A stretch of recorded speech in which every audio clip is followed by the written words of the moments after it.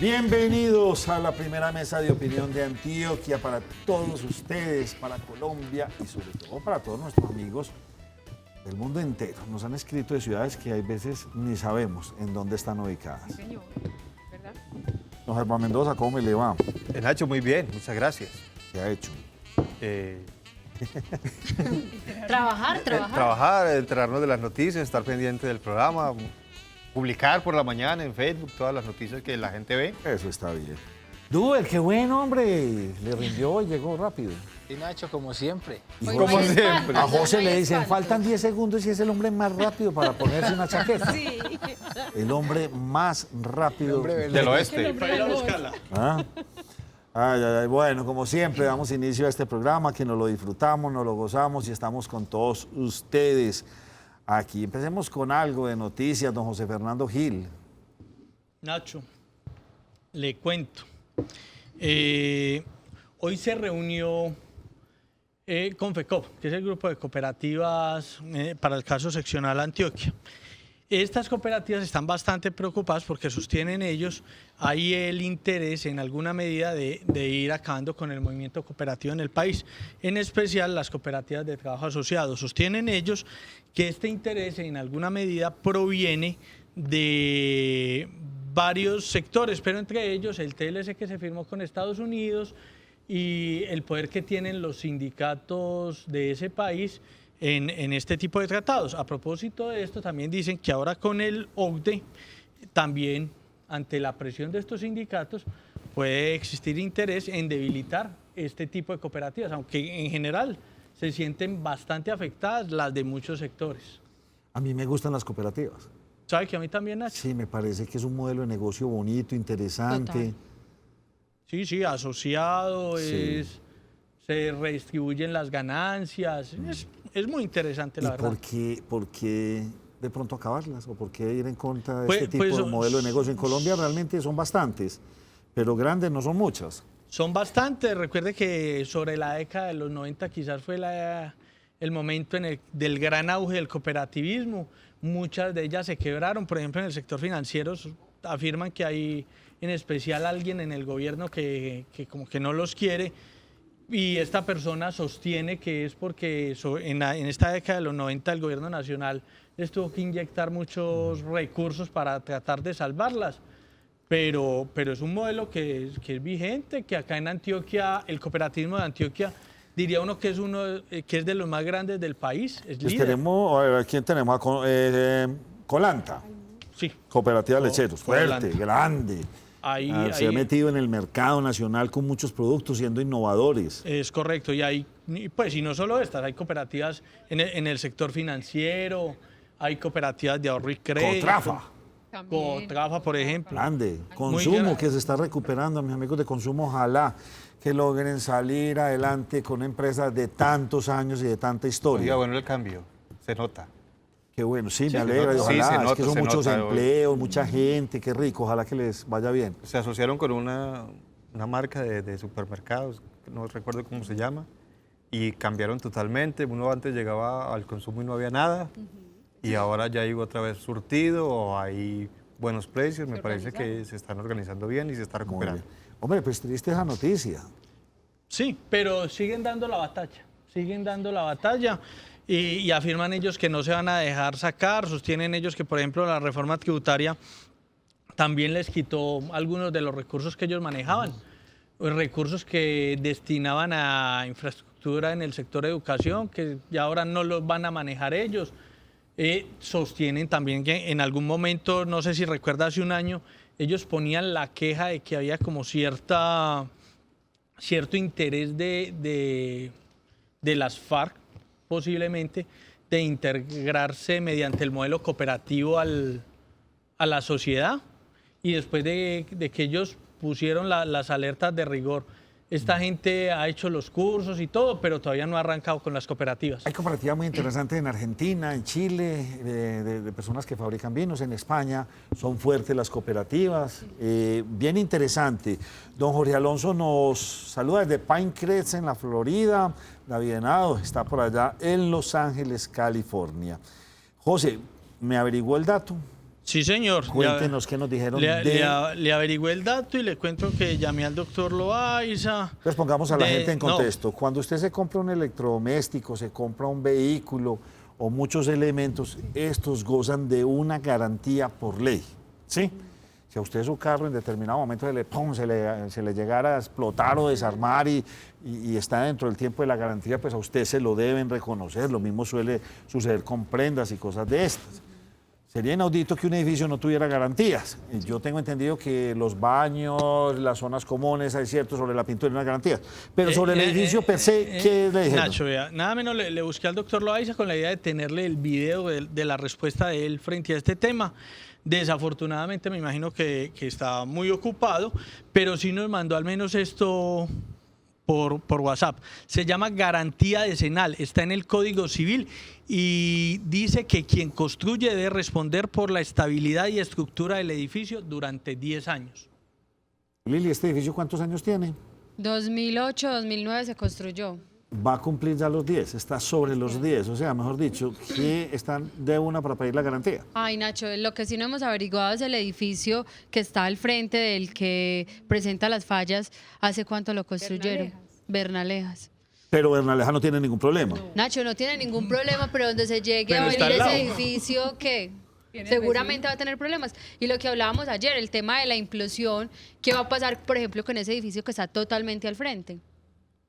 Qué inquietud tan buena, es que vamos a tener que traer a alguien que nos hable de este tema, porque entonces, ¿será que entonces le corre, como la administración es la llamada entonces a explotar o a derrumbar este edificio, Implosionar, le sí. toca responder por los daños colaterales? Pero Buena Nacho, pregunta. yo considero que ahí, pues, no sé qué tanto llegue a afectar una implosión, pero uno dice que la onda y el desplome de esa estructura deben afectar en algo los laterales. Digo yo, pues se ha hablado de implosión, pero pensaría uno que para no afectar los edificios que están a los lados, sería más bien como una demolición más Paso a paso, de más arriba. paso a paso. Controlada. Sería más costoso, pero Y la pregunta, Lili, usted que estuvo en el sitio, ¿el edificio vecino a cuántos metros está? no, pues que No, están es que no pegados. está pegado, José. Bueno. Pues es que decirte a cuántos metros es... Póngale que, Es que José, creo que unos lo 7, mínimo 8 son 6 metros. metros. O sea, Sí, no, es que eso no colindantes tiene creo que nada. son 6 metros. Sí. Bueno, preocupante el asunto. No entiende uno cómo dimos tantas licencias para construir un edificio pegado del otro. ¿Ah? Y eso que los retiros No, qué cosa tan horrible. siempre los exigen. Estas curadurías yo no sé si ayudaron o degeneraron las ciudades colombianas. Qué cosa tan impresionante. ¿Cómo me le va? Muy bien, Nacho, ¿Qué gracias a pasó Dios. hoy en su ámbito? No, Nacho, yo le tengo es una cantidad de noticias para contarle, pero primero voy a hablar del Día Sin Carro y Sin Moto en la ciudad de Medellín. Es este 24 ¿Sin de moto? abril. Sin moto también, Wow. sí. Sin carro y sin moto, 24 de abril, va a ser de 7 de la mañana a 7 de la noche. La administración municipal dice que obvio quienes incumplan la medida van a tener una sanción económica, pero hay algunas excepciones, entre ellas los vehículos que vayan más de 3 personas, incluyendo el conductor. ¿Más de 3 o 3 personas? 3 personas, Ah, bueno. incluyendo el conductor, pueden movilizarse. El motociclista que lleve también parrillero también puede movilizarse por la ciudad de Medellín. La idea es, por esta fecha, creo que el día domingo es el Día de la Tierra o el día sábado, no estoy muy segura, y esto casi siempre se hace cada año con este motivo en la ciudad. Este año hay algo adicional, Nacho, que me parece bastante interesante, y es que se les denominaron rutas seguras. Son 3 rutas seguras, entre ellas rutas seguras es que va a haber personal de la ciclovía, también va a haber personal de la Secretaría de Movilidad para que las personas que se quieran movilizar en moto lo puedan hacer. Esta va a estar en San Juan desde la 79 hasta la 65, va a estar en la 80 desde la 80 hasta la 65 en la avenida con Colombia, y del puente de Barranquilla hasta la Guacatala por Lili, la autopista ¿en sur. moto o en bicicleta? En bicicleta, perdón. En bicicleta. Esa era la respuesta, Nacho, que yo esperaba del alcalde cuando le pregunté por el robo de bicicletas. Que van a existir rutas seguras, pues Rutas todos los seguras, días. Sí. Esa, sinceramente, fue la respuesta que yo esperé del alcalde, que la dio muy educativa. Liliana, ¿quién le dio esa noticia el día sin carro? Usted estuvo en la rueda de prensa. Sí, señor, claro. Estuvo en la rueda de prensa. Sí, claro. Y usted le dio por preguntar, ¿y si falla el metro, qué? Sorpresa. No la preguntó, bueno, entonces Nacho, sigamos. No, no, es que No, está es bien, que no. uno que pregunta y le van a decir Es más, ellos decían que que se van a mejorar las frecuencias del metro de la ciudad. Obvio, ellos están confiados de que ¿Falló no o va a no pasar falló el nada. metro ayer? Ayer, sí, claro. Uy. Esperemos. Germán Nacho, Mendoza. venga, No, pero espere, le tengo una pregunte, ¿hoy noticia ha fallado o prácticamente no? de Es que última espere y hora. verá. Bueno. Vale, tengo Espera, Nacho. entonces, no, entonces póngame último minuto, lo tenemos preparado, eso es rapidísimo, ¿no? Bueno, entonces último minuto de Nos Cogió la Noche. Último minuto. Nacho, nos cuentan a través de la gobernación de Antioquia que el municipio de Turbo tomó la decisión de derribar los mojones que había puesto el IGAD para delimitar Belén de Bajirá del departamento del Chocó y Antioquia. Este es el video que nos envían desde la gobernación de Antioquia. Ahí se alcanza a ver como algunas de las piezas que se pusieron para delimitar el territorio. Ellos dicen que lo hacen de acuerdo al Código Nacional de Convivencia, que es la Ley 1801 del año 2016, y esto con el fin de proteger el espacio público en este municipio. Ellos dicen que el IGAC no tuvo en cuenta y que toda esta ley, y que fuera de eso instaló esos mojones de forma ilegal, por eso ordena que sean derribados. Óigame, sí, es que no sé, este señor del IGAD en qué está pensando. Si yo tengo una tierra y la mitad está en un departamento y la mitad en el otro, uno le paga predial al uno y al otro. Sí, Nacho, ¿Sí? debería, claro. Así Vea usted es. qué tan Le llega interesante. Pero yo cuenta creo que por se un debe lado y ocurrir en le alguna llega parte. cuenta por Pero el es que- otro. no, Sí, y claro. le pasará a mucha gente. A mucha claro, que gente. tiene Sí. finca. No solo por este caso, sino en cualquier lugar puede pasar No, eso. no era por este, sino que fue una consulta, vea, al que se le olvida pagar del Consejo de Medellín, me llaman aquí. Germán Mendoza, vámonos para Cali. Usted me tiene una noticia de Cali. Sí, Nacho, mire, es una noticia que tiene que ver con una captura de un médico pediatra que está involucrado en la importación de vacunas vencidas. El tema es que esas vacunas las utilizaba en campañas médicas y en contratos con algunas entidades públicas. Aquí estamos viendo al médico, ya le voy a decir cuál es el nombre de él, pero es impresionante porque venía haciendo esto, según algunas fuentes, hace mucho rato. En la ciudad de Cali, nuestro compañero Óscar Castaño, de Oriéntese, estuvo en este operativo en la ciudad de Cali, las imágenes nos las cedió él amablemente y nos contaba que venían haciéndole seguimiento hace rato y el señor se dedicaba a eso, vacunas vencidas para hepatitis B. Por Dios. Obviamente, cuando se vacuna una persona con una vacuna que no sirve, pues la persona está, o los niños están creyendo, los padres de familia, que le está previniendo la enfermedad y mentiras que no. Sí. Así como cuando falsifican medicamentos y todas esas cosas, pues el señor estaba haciendo eso según la investigación y según las autoridades. Capturado en Cali. Gravísimo, ¿eh? Un Y delincuente. siguen pasando cosas. Yo pienso Como que la rama de la tantos. justicia debería tener un buen comunicador. ¿A usted no le parece? Sí. No, digo yo, y lo digo, sí, hasta ahí supimos la noticia, ¿sí o no? A ver qué va a pasar. Pero después cuando están juzgados y cuando ya la noticia se diluyó en el tiempo y, y no se hace la bulla suficiente, la que se hacen en otros países. Tan, este hizo tal cosa, fue condenado a 20, a 30, 40 años. el hay que- seguimiento. ¿Ah? El seguimiento. Sí, Carlos señora. Hidárraga se llama el médico. Ay, María, por Dios, seguimos aquí con tanta noticia y mejor me voy con Yasmín, que sé que me tiene una más suave. Una más Porque suave. ese Seguridad que municipio sí. de Caldas está alborotado. Les tenemos Sí, noticias señor. del municipio de Caldas porque no está funcionando bien la cosa. Parece ser que los dos extremos de nuestra ciudad, Bello Sí, y señor. Caldas, están como enredados. Y aparte, sí, Nacho, porque es que de cierta manera las denuncias ya no las hacen solamente los veedores, sino también los concejales, que en algunos casos se han pasado varias sesiones del consejo aportándole a la administración municipal para que hagan bien las cosas, pero todavía no funciona.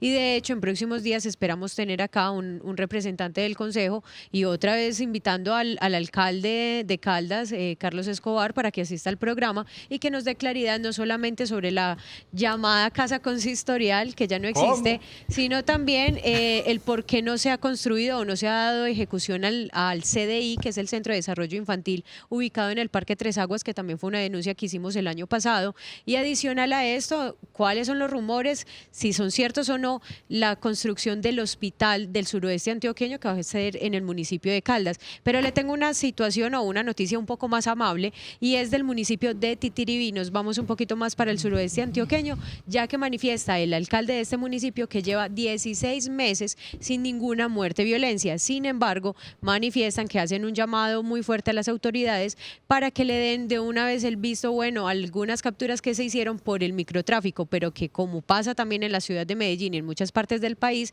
pues que no han recibido condenas por los procesos tan lentos que tiene la justicia. Duder, usted más una noticia positiva, porque lo veo con una cara acontecido hoy. Nacho, es positiva y negativa. Pues inicialmente es negativa, pero en el trasfondo tiene algo positivo. Ya usted me va a entender el por qué. La noticia que le voy a dar pues, es sobre la muerte de una joven ocurrida esta tarde, después del mediodía, tipo 1 de la tarde, en la carrera 84 con calle 34, justo al frente de la Universidad Adventista. Una joven de 35 años fue asesinada. Algunos testigos dicen que al parecer sería por hurtarle la motocicleta, pero lo paradójico es que la moto de la muchacha, de esta joven identificada como Jenny Claudia Suárez Sánchez, pues quedó allí. Más adelante los sicarios, ellos se movilizaban también en otra motocicleta y una cuadra más adelante dejaron la moto abandonada y huyeron en un taxi. A 100 metros de donde ocurrió este hecho, pues hay un CAI de la policía. Se presume que fue porque allí cerca estaba el CAI de la policía que estas personas dejaron abandonada la motocicleta. Eso nos dicen algunos testigos, que fue por el hurto, pero consultando con las autoridades, no, Nacho, el subcomandante o el comandante operativo de la Policía Metropolitana, nos dijo que no se podía apresurar a dar una versión o a dar una hipótesis de este hecho y pues no afirmó que se tratara de un hurto, pero tampoco lo descartó. Ahora viene la parte positiva, Nacho. Le quiero mostrar unas cifras de lo que es el hurto en la ciudad de Medellín. Estos 3 primeros meses, sin contar pues el mes de abril, de lo que ha sido el hurto en la ciudad y el hurto de motocicletas, que sí ha mostrado una disminución importante en hurto a motocicletas. Por eso le quiero mostrar, Nacho, las siguientes gráficas de manera rápida, para que nos ilustremos un poquito de lo que ha sido, cómo es el comportamiento del hurto acá en la ciudad. Por favor, desde el máster, que me ponchen esta primera gráfica. En total han sido, durante este primer trimestre, 941 motocicletas hurtadas. A mujeres se han presentado 196 casos y en el caso de los hombres son 745. Sí, esa es como la primera gráfica. Creció un poco el robo a motocicletas de mujeres y disminuyó el robo a hombres. Exactamente, Muy bien, Nacho. el consolidado haría una reducción del 8.1, hombres y mujeres. Bueno, continuamos, Nacho, con la siguiente gráfica. Bueno, no, esta es otra gráfica, no, esa no pertenece a... Esa es esa del es más hacinamiento. adelante, exacto, esa se las voy a mostrar más adelante. La otra gráfica del hurto a motocicletas, si me la pueden ponchar, por favor. Estamos, bueno, ahí estamos ahí. Ese es por jornada, Nacho. En la madrugada, la mañana, la tarde y la noche. Hablando de este primer trimestre, en la madrugada se presentaron 183 casos, en la mañana 260, en la tarde 197 y en la noche 319 casos. Esos son como pues, el consolidado de lo que es la jornada. ¿sí? Es alto.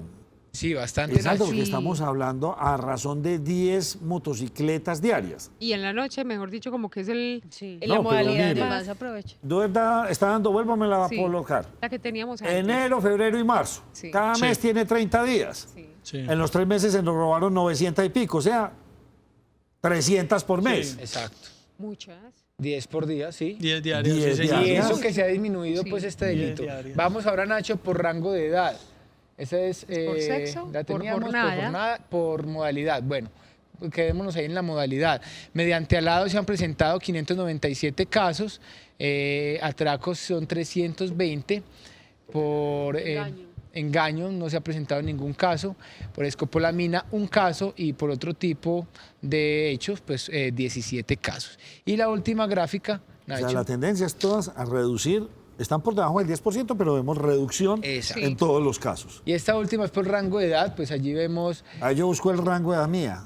Uy, ese está creciendo, me el preocupa. más alto. Se ha presentado a personas entre 18 y 24 años de edad, donde se presentan 285 casos, pero de igual manera hay una disminución del 14% comparado con el mismo periodo de 2017. Que no he podido aprender la lección, Duber. Porque mire, de 53 a 59 dice que hay un... de 60 a 66, el 71% ha crecido.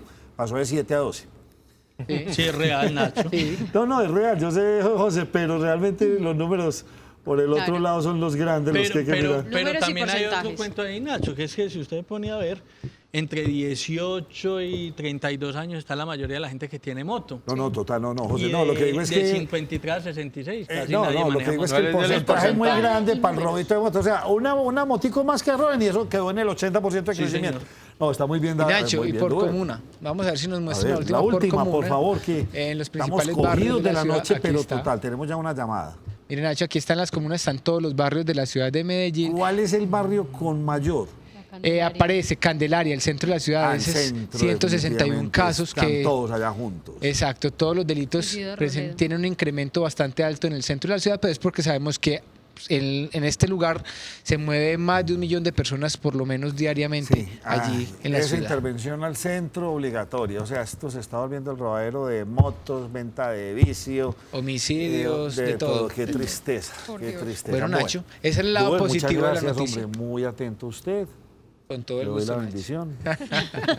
Usted tiene una llamada y nos va a contar. Sí, señor. Le tengo llamada y noticias desde Amalfi porque hay una madre que en representación de muchas madres y padres que son cabezas de familia y que obviamente tienen a sus hijos en el centro de infancia de Amalfi, que se llama Centro de Infancia Santa Madre Laura, pues nos viene contando y nos viene haciendo la denuncia que desde hace bastante rato se vienen presentando mucho deterioro en el centro educativo, en la planta física. La tenemos en el aire y ella es Karina. Karina, bienvenida, nos cogió la noche, ¿cómo está? Benitulina, muchísimas gracias por atenderme. Bueno, Karina, cuéntanos qué es lo que está pasando en el centro educativo, porque vamos a empezar a ver las imágenes y nos vamos a dar una idea de lo que nos estás mostrando y la denuncia que nos haces en el día de hoy. Ah, claro que sí. Bueno, para hacer como una breve de la historia del centro, el centro inició su funcionamiento a partir del 3 de marzo del 2014. Sí. En ese momento funcionaba como CAPI, que era el Centro de Atención a la Primera Infancia. Ahí fueron trabajadas todas las madres FAMI que pertenecían al Instituto Colombiano de Bienestar Familiar. Sí. Y estaba a cargo su funcionamiento de la Fundación Pro Desarrollo. Para el año 2015, el Centro de Desarrollo de Infancia pasó a ser cargo de la Fundación Las Golondrinas. Sí. Y al mismo tiempo el Instituto Colombiano de Bienestar Familiar y la Administración Municipal del municipio de Amalfi. Para la actualidad se tiene una atención de 282 niños y niñas Sí. que corresponden desde 1 hasta 5 años. Yo soy una madre usuaria, mi hijo tiene 3 años y medio y hacemos parte del Centro de Desarrollo Infantil Santa Madre Laura desde hace 2 años. Sí venimos viendo, digo viendo como en nombre de todos los padres, con suma preocupación las condiciones físicas en las cuales se encuentra el centro. Sí. Porque del centro educativo, porque está afectando la calidad de vida de los niños, las niñas y el desempeño del grandioso equipo de docentes y desde la parte de coordinación que se encuentran allí, porque ellos prácticamente con las uñas están prestando un excelente servicio. Ahora que estamos nosotros en temporada de lluvias y como se pueden evidenciar en las imágenes, con cada aguacero que ocurre en el municipio, el centro se está inundando. Entonces se inunda la segunda planta, se presentan humedades en las primeras plantas, hay salones que en este momento, por las lluvias de este fin de semana y de esta semana, que ya no se pueden utilizar, entonces los niños fueron trasladados a otros salones que se tuvieron que organizar improvisados. Sí. Esto también está causando en los niños enfermedades respiratorias, hay baños que ya no se pueden utilizar, entonces son 2 o 3 baños que son para servicio de 150, 160 niños por planta. Hay unidades sanitarias insuficientes, lavamanos flojos, vidrios reventados. Incluso hoy hicimos una colecta entre todos los padres para hacer el cambio de uno de los vidrios que está en uno de los salones de los niños que venía dañado desde hace aproximadamente 6 meses. Karina. Nosotros vemos esto como una accidentalidad para los niños de alto riesgo. Claro que sí. Karina, usted nos contaba, pues, a la hora de hacer la denuncia al interior de nuestro programa, que desde que se entregó el centro, aunque estaba muy bonito para entregar, para la fecha de inauguración, pues siempre había algunas de fallas. Cuéntenos, por ejemplo, lo de las escaleras, ¿qué otras cosas no funcionaban? Sí. Cuando hicieron el centro, a pesar de las observaciones que se hicieron, hay unas escaleras que no son aptas para el servicio de los niños. Entonces esas escaleras están inhabilitadas, no se pueden utilizar. La parte de sanitarios la tuvieron que organizar, pero sin embargo los sanitarios quedaron goteando. Entonces al día de hoy, por falta de mantenimiento, después de 3 años, hay sanitarios que ya no se utilizan. Sí. Cuando los niños entran debido a la mala construcción de los sanitarios, que los niños salen con los zapatos rotos porque eso igual está presentando filtraciones. Hay salones que no le cogieron bien las humedades desde la segunda planta, entonces todo este tiempo van acumulando las humedades, entonces uno entra a los salones y los salones siempre permanecen fríos, Sí. así se esté haciendo calor, y esos poros que generan las humedades son lo que los niños están respirando y son los causantes de los sistemas, lo que se está generando las enfermedades respiratorias. Bueno, Karina, ¿qué dice el Instituto Colombiano de Bienestar Familiar? También, ¿qué dice la Fundación Golondrinas y en este momento la administración municipal ante las quejas que usted nos manifiesta que desde hace más o menos 2 años, pues ustedes están haciendo, digamos, como esta queja permanente, no se le ha hecho el mantenimiento adecuado y estas entidades, ¿cuál es el tipo de respuesta que dan? Bueno, cada que se tiene visita, me estaba yo comentando con los docentes y la coordinadora, ellos pasan el informe. Cuando viene la Fundación Las Golondrinas, cuando se hace cualquier daño también se reporta al Instituto Colombiano de Bienestar Familiar, incluso cuando hacen las visitas desde Sanidad de la Gobernación de Antioquia y la Administración Municipal también pasan los informes. Pero todos los informes quedan en el papel, porque no se procede a hacerse ninguna solución. Incluso la Fundación Las Golondrinas le dijo a la Administración Municipal que a ellos les correspondía las mejoras físicas, porque el dinero que tenían ellos para invertirle a las instalaciones como tal ya lo habían hecho, entonces ya le corresponde a la Administración Municipal, pero el proceso no avanza, entonces estamos estancados, llenos de ilusiones de que nos van a mejorar.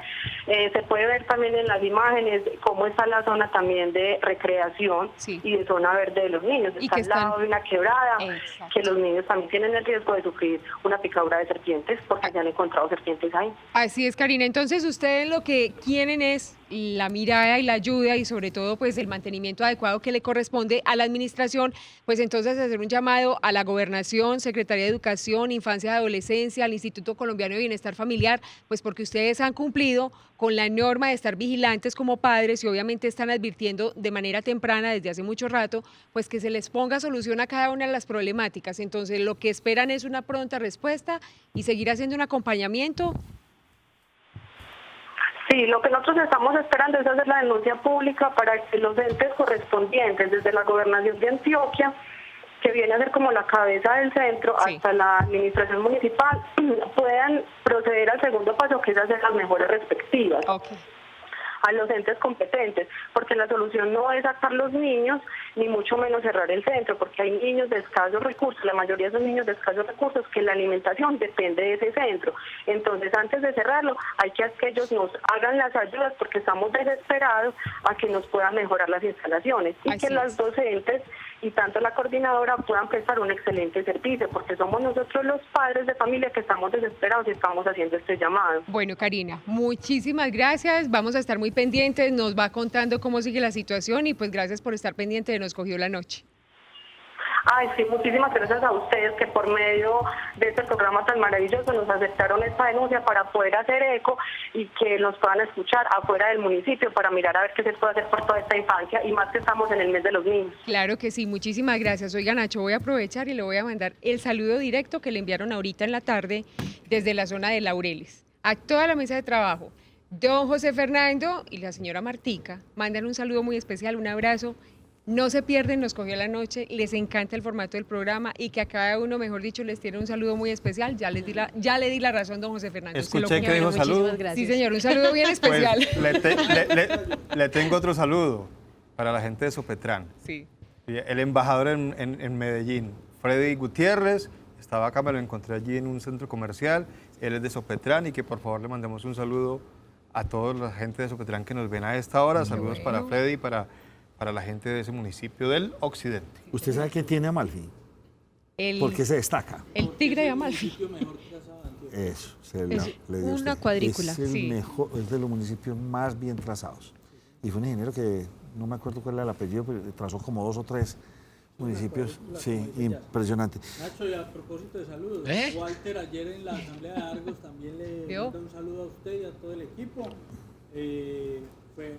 Especialmente felicitó a Lili, pues, porque dice que es la joven del grupo y es la que le está peleando a usted cada rato ahí en los temas. Pero Liliana y yo cuando hemos peleado, Liliana. ¿Usted peleas con Duber? Yo peleo con Duber y ya fuimos a Cámara de Comercio el viernes pasado. Lili, usted me tiene una noticia triste de unos trabajadores que se supo. Nacho, vea, le cuento que sí es una noticia lamentable porque el día de hoy se presentó un incidente de una cuadrilla de EPM que estaba realizando unos trabajos de reparación de una red de energía. Esto fue en la subregión del Urabá antioqueño, precisamente en San José de Apartado, en una vereda, y lastimosamente, Nacho, murieron 4 personas, entre ellas un funcionario de EPM y 3 contratistas. EPM pues lamenta la situación y dice que se va a investigar qué fue lo que pasó.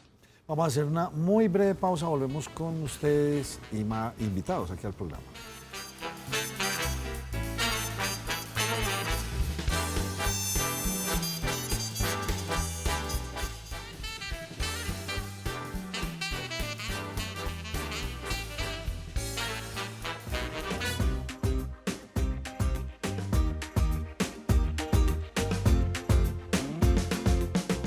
Bueno, vamos con nuestra invitada habitual, Jimena Jiménez, viene del municipio de Envigado, como siempre, trayéndonos muy buenas noticias, buenos invitados. Adicionalmente, pues sobra decir que este municipio cada vez lidera más una agenda muy positiva. Doña Jimena. Nacho, muy buenas tardes para ti, un saludo para los compañeros, para los televidentes. Yo les hago una pregunta a ustedes aquí en la mesa. Ustedes tuvieron en primaria, secundaria, ese profesor que les marcó el corazoncito y que no han podido olvidar en la vida. Sí. ¿Pero para bien o para mal? Para bien. Para bien. No, hablemos de lo positivo ya. ¿Sí lo han tenido? Sí, señora. Pues mi invitada de hoy precisamente es uno de esos profesores. Él fue nominado, se dice que al Global Teacher Prize. Esto se llevó a cabo en Dubái por medio de la Fundación Barky, donde el municipio de Envigado, claro que lo acompañó, lo apoyó para que hiciera este viaje y representara al municipio de Envigado, a Colombia como tal, porque es un profesor de esos que se ha quedado en el corazón de sus estudiantes por sus inventos. Don Alexander Echeverry, es un gusto tenerte en Nos Cogió la Noche. Y cuéntanos, ¿qué es lo que tú hiciste en tus estudiantes para que ellos te nominaran y llegaras a Dubái dentro de estos 50 profesores?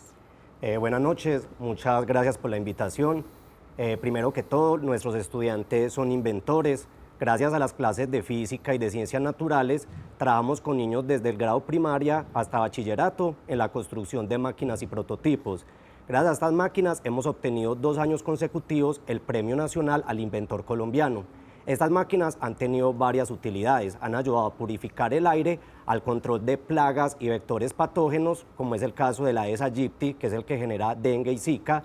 Y gracias a estas máquinas nuestros estudiantes han obtenido grandes reconocimientos a nivel nacional e internacional, y con una metodología que nombramos Metodología de Investigación Socioambiental, que lidero junto con mis estudiantes, la Fundación Barky me eligió entre los 50 mejores profesores del mundo. Estuvimos en Dubái generando redes del conocimiento con profesores de otros países para mejorar la educación y replicar de otras culturas propuestas educativas muy interesantes, y que otros países también aprovechen nuestras propias metodologías para aplicarlos en sus trabajos metodológicos. Don Alexander es profesor del Colegio Comercial del municipio de Envigado. Háblanos, ¿qué tipo de invento es, por ejemplo, con el que ustedes están atacando a este animalito del Zika? Bueno, uno de los inventos que obtuvo el Premio Nacional al Inventor Colombiano se llama plaguicida solar. ¿Qué es el plaguicida solar? Este vector, que es el Aedes aegypti, está generando graves problemas en nuestros estudiantes y en la comunidad, y nuestros alumnos estuvieron investigando, y a partir de unos recipientes que tienen agua, levadura y azúcar, esto se fermenta y atrae a estos vectores, o sea, este mosquito Aedes aegypti, y aparte de eso construyeron un sistema de luces con paneles solares que es una doble trampa. Estos paneles solares se recargan en el día y en la noche emiten una luz ultravioleta para atraer estos vectores y que caigan en los recipientes. Gracias a este invento se construyó un software, se llama un software de control de vectores, con los cuales nuestros estudiantes han estado yendo a colegios, escuelas, universidades para hacer campañas contra estos vectores y que todas las personas tengan las medidas preventivas para evitar enfermedades como el dengue. También tienen otros inventos que han sido aplicados al tema del reciclaje. Cuéntanos un poco sobre ese. Exactamente, otro de los inventos que generó gran impacto en la comunidad fue la construcción de máquinas trituradoras del material reciclable. Estas máquinas lo que hacen es pulverizar el material reciclable y este se mezcla con cemento. Para nosotros construir, por un lado, comenzaron haciendo ecomaceteros. Esos ecomaceteros es la mezcla entre cemento y material reciclable triturado y están utilizando plantas purificadoras del aire recomendadas por la NASA. Entonces están generando, por un lado, la disminución de estos residuos sólidos y por el otro lado están purificando el aire. Don Alexander, ya acabamos de ver las imágenes, tú en Dubái representando a Colombia, dentro de los nominados 50 profesores allí. ¿Cuál fue la experiencia más bonita o la enseñanza que traes de allí de estar nominado? La experiencia más bonita fue darle un cambio a la imagen que tienen de Colombia, ya que debido a los medios de comunicación muestran una Colombia corrupta, violenta, de narcotráfico, y fuimos nosotros los que a través de nuestras experiencias investigativas y de los proyectos de investigación le dimos a conocer a todos los profes del mundo que Colombia es más que eso, que en Colombia hay estudiantes y personas emprendedoras que quieren salir adelante y que es a través de la investigación y estos proyectos que estamos dando un giro total a la imagen de nuestro país por un país de gente emprendedora. La alcaldía de Envigado, ¿cómo te apoyó para estar allí, para ir allá? Bueno, con la Alcaldía de Envigado estamos muy agradecidos y con la Secretaría de Educación, ya que nos han dado los tutores y personas profesionales que nos han ayudado con los proyectos. También tenemos convenios con el programa Ondas de Conciencias y con las ferias CT+I del Parque Explora. Alexander, si alguien quiere conocer estos inventos innovadores que le sirven a la comunidad, a la sociedad y a Envigado le ha servido bastante, ¿dónde los pueden encontrar? ¿Dónde los pueden ver? Bueno, tenemos nuestra propia página oficial www.gestoresdeconcienciaambiental.com.co. También nos pueden buscar en páginas como OLX y Mercado Libre, donde estamos promocionando todos nuestros prototipos y todas las máquinas que con la Superintendencia de Industria y Comercio queremos patentar. Ah, eres un profesor que marcó los corazones de sus estudiantes. Buenísimo. ¿Cómo les pareció? Muy bien, lo felicito. Qué rico que se haya ido por allá y tener estas experiencias. Uno trae muchas cosas de otras partes del mundo. Sí, exactamente, y nos damos cuenta que en Colombia también se puede y que hay experiencias y hay proyectos muy innovadores que pueden cambiar mucho la imagen de nuestro país. Muy bien, Jimenita. Bueno. Felicitaciones, como Yo siempre. Feliz. ¿Cuándo es que es el día del profesor? Aproximadamente el 15 de mayo. El 15 de mayo, bueno, ya casi, profe. Muchísimas gracias por acompañarnos hoy aquí en Nos Cogió la Noche. Y bueno, nos vemos, equipo de Nos Cogió la Noche, el próximo jueves con otro invitado muy especial del municipio de Envigado. Muchas gracias y le reitero las felicitaciones. Me encanta la gente joven haciendo tantas cosas. Nuevas propuestas. Duber, ¿usted tiene un accidente de otro vehículo? ¿Eso es en Palmas o en dónde? ¿O en San Diego, dice usted? Ah, sí, Nacho, eso fue un accidente que se presentó esta mañana, un vehículo que se volcó en la vía de Las Palmas. Por fortuna, pues, la mujer que se transportaba en el vehículo no sufrió heridas mayores, fue atendida por el Cuerpo de Bomberos de la ciudad de Medellín, quienes realizaron el rescate y por fortuna, pues, no sucedió nada. Esto es un incendio que Liliana nos va a contar qué fue lo que sucedió. Bueno, Nacho, sí, las imágenes que están viendo ahí fue un incendio que se presentó precisamente en una unidad residencial donde se vieron afectados 2 vehículos. Fue esto más o menos a las 9:47 de la mañana. Las causas, Nacho, si me las voy a preguntar, le cuento que todavía no se sabe. El DAGRES dice que se está investigando, pero que no se tiene claridad qué fue lo que ocurrió allí. Se atendió sin lesionados. Oiga, pero bien extraño, ¿ah? Sí. Bueno. Un corto.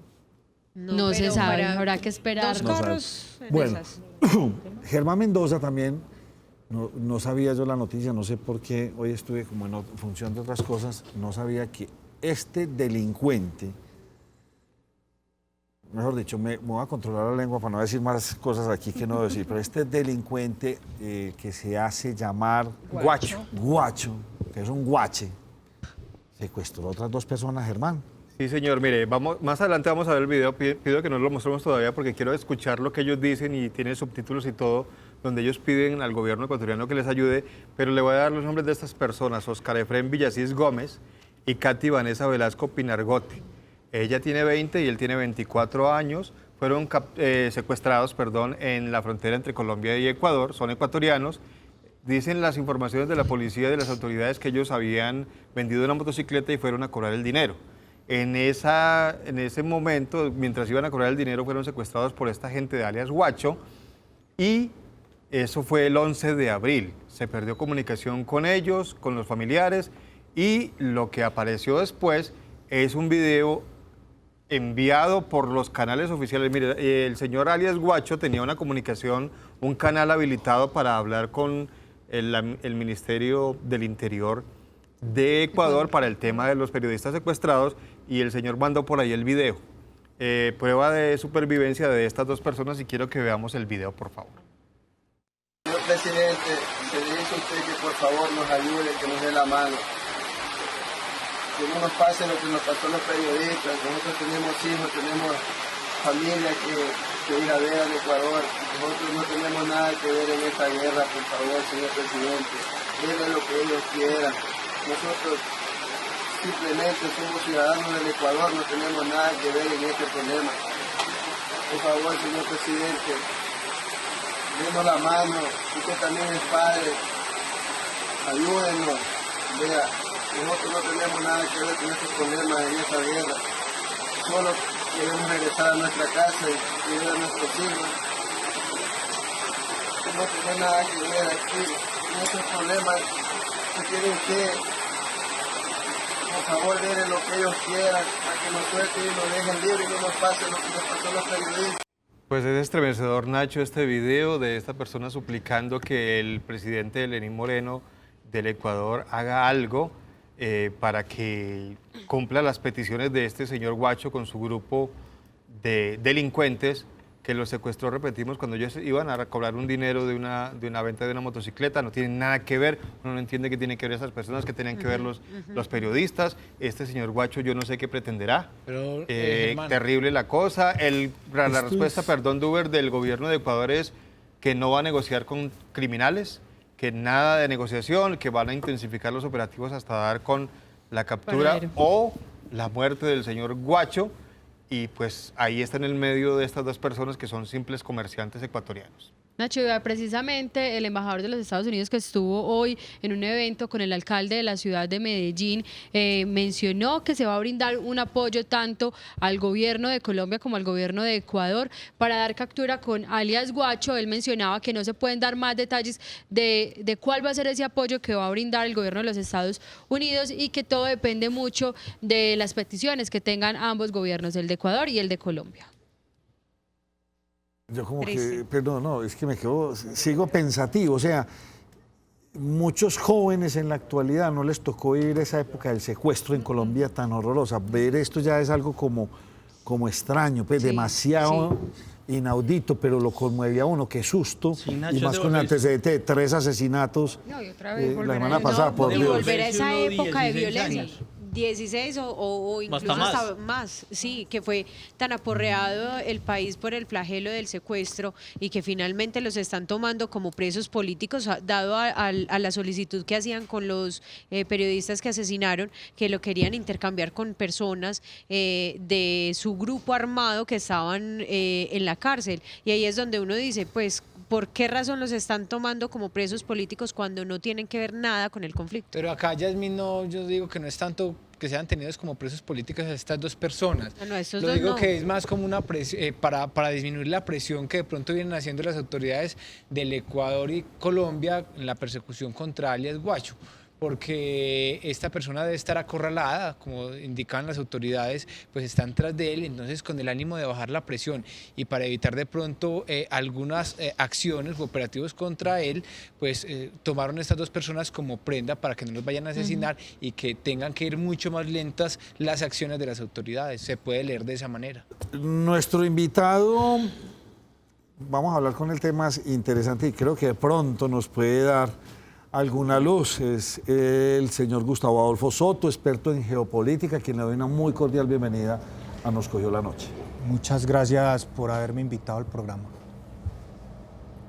Yasmín dice una palabra que como que no me suena. ¿Cuál? Presos políticos. Presos políticos. Yo diría, pues, o sea, es que no, podemos darle más estatus a los delincuentes. Entonces, entonces ya como subirlos de estatus, y no lo digo por lo que ustedes, sino por lo que dicen pues, muchos medios, no, Sí. este señor, yo no creo que sea un guerrillero, este señor es el delincuente más delincuente, esto es un bandido de 7 Totalmente suelas, ¿sí de o no? acuerdo. ¿Usted qué nos puede decir, hombre, don Adolfo? ¿Cómo interpretar esta situación, hombre? Bandidos, terroristas, guerrilleros, ya uno no sabe, Bacrim, ya tenemos un montón, pero hay que ver dónde los acomodamos. ¿Cómo entender esta situación? Bueno, Y se lo pregunto porque pues, usted es experto en geopolítica, pero entonces, ¿será que entonces Ecuador, entonces ya esto va a ser un enredo entre países? ¿Y qué lectura hacer, Nacho? Precisamente porque el Ecuador, con el gobierno anterior de Rafael Correa, pues parte del gobierno colombiano decía que no cooperaba mucho y ya es otro tipo de cooperación. Entonces, ¿qué lectura hacer precisamente Desde lo de geopolítico, eso? porque con usted nos vamos a ir para Europa enseguida, vamos a ir para el otro lado del charco en este para el momento. Medio Oriente. Para el Medio Oriente, sí. Sí. Pues claramente hay una situación ahí que yo veo un poco compleja y es que parece ser que en Colombia a veces los procesos de paz nos terminan quedando incompletos. Y es que siempre quedan estos grupos que son disidencias, que entre otras cosas, pues esta es una de varias, porque al parecer hubo en muchas zonas del territorio nacional grupos de las FARC que no se quisieron desmovilizar. En este caso concreto, el frente de esta persona, de alias Guacho, que tiene un contexto binacional porque él pertenece a una estructura disidente de las FARC, pero él es de origen ecuatoriano. Parece ser que el tipo se hizo en las FARC, fue escalando, hizo toda, digámoslo así, su carrera en la guerrilla. Y de pronto yo voy a decir una cosa que suene un poco dura, pero algunas de estas personas les resulta más rentable quedarse en la ilegalidad. No, pues, eso no tiene nada de duro, no, doctor, perdóneme, ese es lo más fácil, es que... Lo que pasa es que de pronto, y en la universidad, por ejemplo, en la de Antioquia se hizo un estudio de cuánto, por ejemplo, generaban un frente guerrillero, por ejemplo. ¿Y cuánto generaba? Creo que digámoslo así en términos coloquiales, el más tirado podría manejar más de 1.500 millones de pesos. No hablemos de frentes, por ejemplo, que tienen influencia en zonas de minería, de ganadería. Por ejemplo, hay recursos en Colombia que aún están por explotar, el tema del coltán. En esa zona del Guainía, por ejemplo, es la segunda zona del mundo que más produce coltán después del gran productor mundial de coltán, que es la República Democrática del Congo. Es esa triple frontera entre Colombia, Brasil y Venezuela. Ese es el que llaman el oro negro. Entonces, ¿El oro azul? Sí, el oro negro. ¿O negro? El oro negro. Entonces, es lo que llaman la economía de guerra. Es muy rentable y de pronto los que le apostaron a reintegrarse a la sociedad hicieron un cálculo distinto y estas personas dicen, no, pues es que si yo aquí tengo pues una renta y máxime en esa zona de frontera, porque sabemos que esa zona entre el Putumayo y el Sucumbíos tiene petróleo, por ejemplo.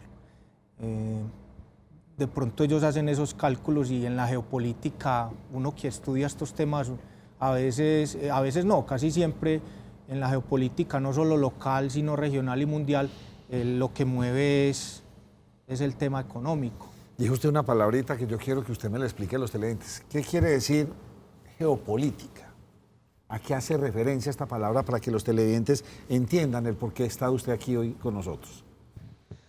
Geopolítica es una palabra que por primera vez se utilizó en el siglo XIX, en un libro de un señor de origen sueco que se llamó Rudolf Helen, para referirse a cómo, por ejemplo, los estados podían ser concebidos como organismos vivientes. y decía que tenían un origen, un desarrollo y también podían decrecer, aunque no morir del todo, para darle paso a unas nuevas naciones o en el caso de las potencias mundiales, unas potencias darle el paso a otras potencias. En la geopolítica, como su palabra lo dice, fundamentalmente se estudia la geografía y cómo la geografía, el entorno geográfico, la ubicación geográfica, los recursos que hay en un territorio influyen en la toma de decisiones de un grupo social, de un Estado o de una potencia global. En esa medida, Colombia es estratégica en el continente. Sí, completamente, máxime que nosotros somos una bisagra, es decir, nosotros estamos en todo el extremo noroccidental de Sudamérica y el acceso a 2 océanos que en Sudamérica solo lo tenemos nosotros. ¿Cuál es el tema en Colombia? El tema en Colombia es que nosotros quizá no sabemos explotar todas esas ventajas que tenemos geográficamente hablando y en el tema de la ubicación. ¿Y cómo nos ven, por ejemplo, en países del primer mundo, como Estados Unidos, geopolíticamente? Lo que pasa es que también hay que entender de pronto cuál es la visión geopolítica que tiene los Estados Unidos y los planes y trazados que ellos han hecho en torno a la geopolítica. Y, por ejemplo, uno que analiza a estos autores, uno ve que muchos de esos planes en alguna medida han sido derroteros que han seguido al pie de la letra. De pronto, por ejemplo, ahora actualmente el presidente Trump lo ha demostrado y es que América Latina en el tema de sus preferencias geopolíticas no está a la orden del día. Él está más ubicado en otros lugares del mundo y nosotros pasamos a un segundo plano. Esa visión de patio trasero o esa denominación de patio trasero que siempre se ha tenido no está muy alejada de la realidad. Volvió a salir, sí. O sea, en este momento nos tiene como patio trasero. No pues le no vino a la para cumbre de nada. las Américas. Claro, no, para verdad. nada. Bien enredado, está con todos los chismes que tiene allá. Y geopolíticamente hablando, a Colombia, ¿en qué le afecta esta disputa entre Rusia y Estados Unidos y Siria? Y ahora China también. Ah, y China se metió ya también en el paseo. China está terciando ya como la otra potencia mundial. Ah, Nacho. bueno, tiene toda la razón, sí, señor. Lo que pasa es que de pronto hay que entender que históricamente se dan periodos, y en geopolítica lo llamamos eras geopolíticas. Entonces, por ejemplo, luego de que acaba la Guerra Fría, se da un contexto de unipolaridad. Estados Unidos entra a ser la potencia hegemónica, todavía lo es, pero a comienzos del siglo XXI empiezan a surgir dos naciones que se contraponen a los Estados Unidos geopolíticamente hablando.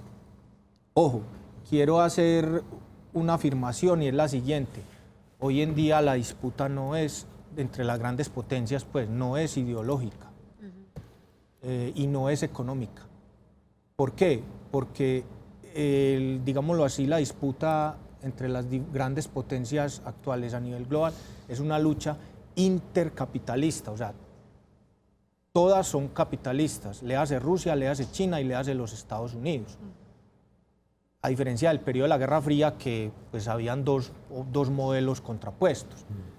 Aquí la lucha es al interior de un mismo modelo económico. Lo que pasa es que ya la disputa es por otros aspectos, recursos y sobre todo recursos estratégicos a futuro, el tema del hidrocarburo, el tema de los minerales estratégicos y, ojo, una cosa que hace poco refería en un encuentro que tuve y es que en el futuro esto va a ser fuente de conflicto, no solo en el futuro, sino hoy en día, el agua. Las luchas, las guerras por el agua. Hoy, en este momento, de pronto la gente no lo sabe y no lo dimensiona, y una noticia que les quería dar. Actualmente hay 3 países de África en conversaciones para tratar de llegar a un acuerdo en un punto específico, me explico. El Nilo nace en Etiopía, atraviesa Sudán, desemboca en el mar Mediterráneo en el lado de Egipto. Resulta que Egipto ya hizo una represa en el siglo XX, que es la represa de Asuán. Pero Etiopía, en la parte de más arriba del Nilo, quiere hacer otra represa. Egipto le dijo, ni se le vaya a ocurrir. Y el tema es que si no llegan a un acuerdo, vamos a tener una guerra bastante desigual entre Egipto, muy probablemente apoyado por Sudán, en contra de Etiopía.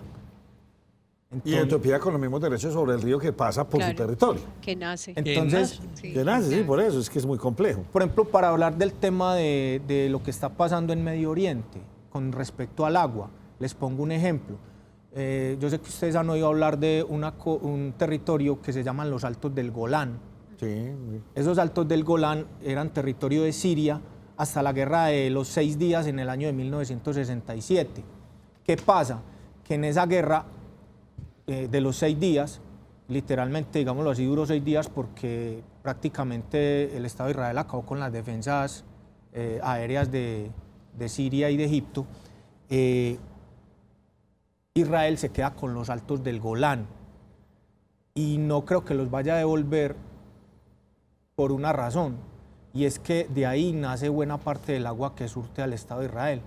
Nosotros somos muy privilegiados en ese tema aquí en Sudamérica porque Sudamérica y Rusia a futuro van a ser importantes porque son dos grandes reservorios de agua, pero hay regiones del mundo como el Medio Oriente y el África donde ya hoy en día se empiezan a visorar fuertes conflictos por el tema del agua. Y usted puede vivir sin petróleo, usted puede vivir sin minerales, pero usted no puede vivir sin agua. Sin agua, no. Se Eso metió es usted a verdad. la zona. ¿Qué es lo que está pasando en Siria? Pero ¿Cuál es la raíz José, del problema? antes de que le responda a usted, yo le quiero preguntar, porque él ahorita hacía una afirmación y decía que eran unos intereses diferentes a lo que podríamos pensar por lo que atacó Estados Unidos a Siria. O sea, esto fue una excusa del ataque químico, finalmente, según lo que usted nos estaba diciendo. En cuanto a que Estados Unidos Atacó a ataca a Siria. Bien. Estados Unidos, Francia e Inglaterra. Inglaterra. No lo saquemos porque ellos pero quieren. pero Sí, esos señor. 3 países tienen un interés en Sí, particular. sí. ¿Cuál es? Particular. A ver, el conflicto que está acaeciendo actualmente en Siria es bien complejo, por un lado, y por otro, hay que tratar de echar un poco para atrás en el tiempo para tratar de entender qué es lo que está pasando en Siria. Ustedes pueden ver, por ejemplo, que se podría decir que Siria es la madre de todas las guerras actualmente, es que ahí está metido todo el mundo. Pues, y cuando digo todo el mundo es todo aquel que geopolíticamente tiene relevancia a nivel global. Entonces, cuando digo que echar un poco atrás en el tiempo, hay que retrotraerse al año 2003, la invasión de Estados Unidos a Irak, que conllevó posteriormente a la caída y capturar y ahorcar a Saddam Hussein. Ustedes me dirán, bueno, ¿y qué tiene que ver eso con lo que está pasando actualmente en Siria? Tiene mucho que ver. ¿Por qué? Porque primero que todo hay que entender una cosa. Nosotros en Colombia, pues ese tema étnico y religioso no es tan problemático ni tan marcado. En el Medio Oriente sí. En el Medio Oriente usted encuentra que si va a hacer una diferenciación religiosa, usted allá encuentra cristianos, y cuando hablo de cristianos, habla de cristianos católicos, encuentra cristianos ortodoxos, encuentra cristianos maronitas, encuentra musulmanes, y dentro de los musulmanes usted encuentra los que siguen la rama sunita, la rama chiita, los drusos, encuentra cristianos coptos, es decir, y cuando habla de etnias se complica más la cosa, porque de pronto la gente tiende a generalizar. Los árabes, no todos son árabes. Por ejemplo, los turcos no son árabes. No, es como cuando viene aquí un personaje de ojos rayados, para nosotros todos son chinos. Y eso, por ejemplo, hay diferencia entre un japonés, un coreano y un chino. Y de pronto nosotros por ese desconocimiento tendemos a generalizar, y yo por ejemplo a mis alumnos les digo, ojo, no le diga a un chino japonés o viceversa, porque eso es ofensivo, porque hay que entender todas esas heridas que tienen ellos desde la Segunda Guerra Mundial, y eso para ellos no diferenciar y decir que eso es lo mismo, eso es una ofensa. En el Medio Oriente también no todos son árabes, ¿cierto? Y viceversa, para ellos todos somos sudacas, todos somos, no hay argentinos, no hay chilenos, no hay... No hay una clasificación por país. Pero entonces, ¿cuál es la raíz del problema en Siria? Bueno, entonces, en el tema de Siria, volvemos al año 2003, la invasión a Irak. ¿Qué pasa? Irak es un país que está en el Medio Oriente, que tiene frontera al oriente con Irán y al occidente con Siria y Jordania y al sur con Arabia Saudita. Bueno, resulta que en el tema de Irak, en el año 2003, cuando se da la invasión, Irak es un país en el que coexisten 3 grupos. Y prácticamente podríamos decir que hasta geográficamente están distribuidos. Al sur los chiitas, en el centro están los sunitas. Los kurdos. Ambos son árabes, o sea, árabes chiitas y árabes sunitas. Y al norte están los kurdos, que los kurdos no son árabes, ni son turcos, ni son persas, son kurdos. Es una etnia. Y esa etnia profesa mayoritariamente la rama sunita del Islam, pero hay kurdos chiitas. O sea, hay kurdos sunitas y hay kurdos chiitas, también hay kurdos cristianos. Entonces aquí hay que empezar a diferenciar que una cosa no es lo mismo que la otra. O sea, una cosa es la etnia, otra cosa es la religión, etc. ¿Qué pasa? Que la mayoría de la Guardia Republicana iraquí, o sea, el ejército de Saddam Hussein, eran sunitas. El mismo Hussein era un sunita. Cuando Estados Unidos invade Irak y Saddam Hussein se esconde, lo encuentran y lo matan, lo ahorcan, Estados Unidos toma una decisión y es darle el poder en Irak a quienes son mayoría, es decir, a los chiitas. Y aparte de eso empieza, y de esos incluso ya hay películas, empieza a perseguir a los miembros de la Guardia Republicana, a los exmilitares de Hussein. Y ustedes han oído hablar de Abu Ghraib, la cárcel de las torturas. Eso no es mentira, eso es verdad. Las torturas, desapariciones. Entonces empezó, digámoslo así, la revancha. ¿Por qué? Porque cuando Hussein tenía el poder en Irak, tanto a los kurdos al norte como a los chiitas al sur, los mantenía reprimidos. No sé si ustedes vieron que cuando Estados Unidos invade Irak, fue relativamente fácil llegar a Bagdad. Estados Unidos entra por el sur. ¿Por qué fue relativamente fácil llegar a Bagdad? Porque los chiitas se cruzaron de brazos. Los chiitas dijeron, si este va contra Saddam Hussein, el enemigo de mi enemigo es mi amigo. Entonces los chiitas se cruzaron de brazos, no se opusieron de frente a las tropas de los Estados Unidos y la coalición y permitieron que quitaran de en medio a Saddam Hussein. Estados Unidos le da el poder a los chiitas, entonces, digámoslo así, viene una represalia también por parte de los chiitas en el gobierno del primer ministro Nuri al-Maliki, chiita, en contra de los sunitas. ¿Qué pasa? Que muchos de estos personajes que cayeron a la cárcel, sunitas, que cayeron a la cárcel, que fueron torturados, reprimidos por tener el estigma de ser de Hussein, en la cárcel empezaron a mezclarse presos de la Guardia Republicana de Hussein, que, ojo, combatieron a los grupos yihadistas por muchos años, digámoslo así, al entrar en contacto con los presos yihadistas, cuando hablo de yihadismo es aquellos grupos que tienen una interpretación restrictiva y literal del Corán, digámoslo así, se islamizan. Sí. Y al islamizarse, luego de que salen de la cárcel, empiezan a crear grupos armados, no solo para combatir a las tropas de los Estados Unidos, sino al gobierno chiita, porque se oponen a ellos. Es más, Abu Bakr al-Baghdadi, que es el jefe del Estado Islámico, todavía no se sabe si está vivo o está muerto. Hay versiones que dicen que está muerto, otros que está escondido. Sale de las cárceles, de todas estas cárceles de las torturas que implementa Estados Unidos en Irak.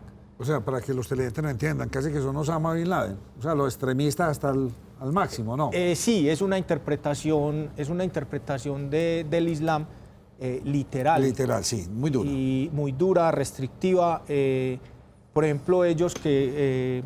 O sea, estas mujeres no podrían estar aquí sentadas. No, ni de esta manera. Estaríamos tapadas. Habría tienen unos códigos, de vestuario. unos Muy códigos distintos, en ese sentido.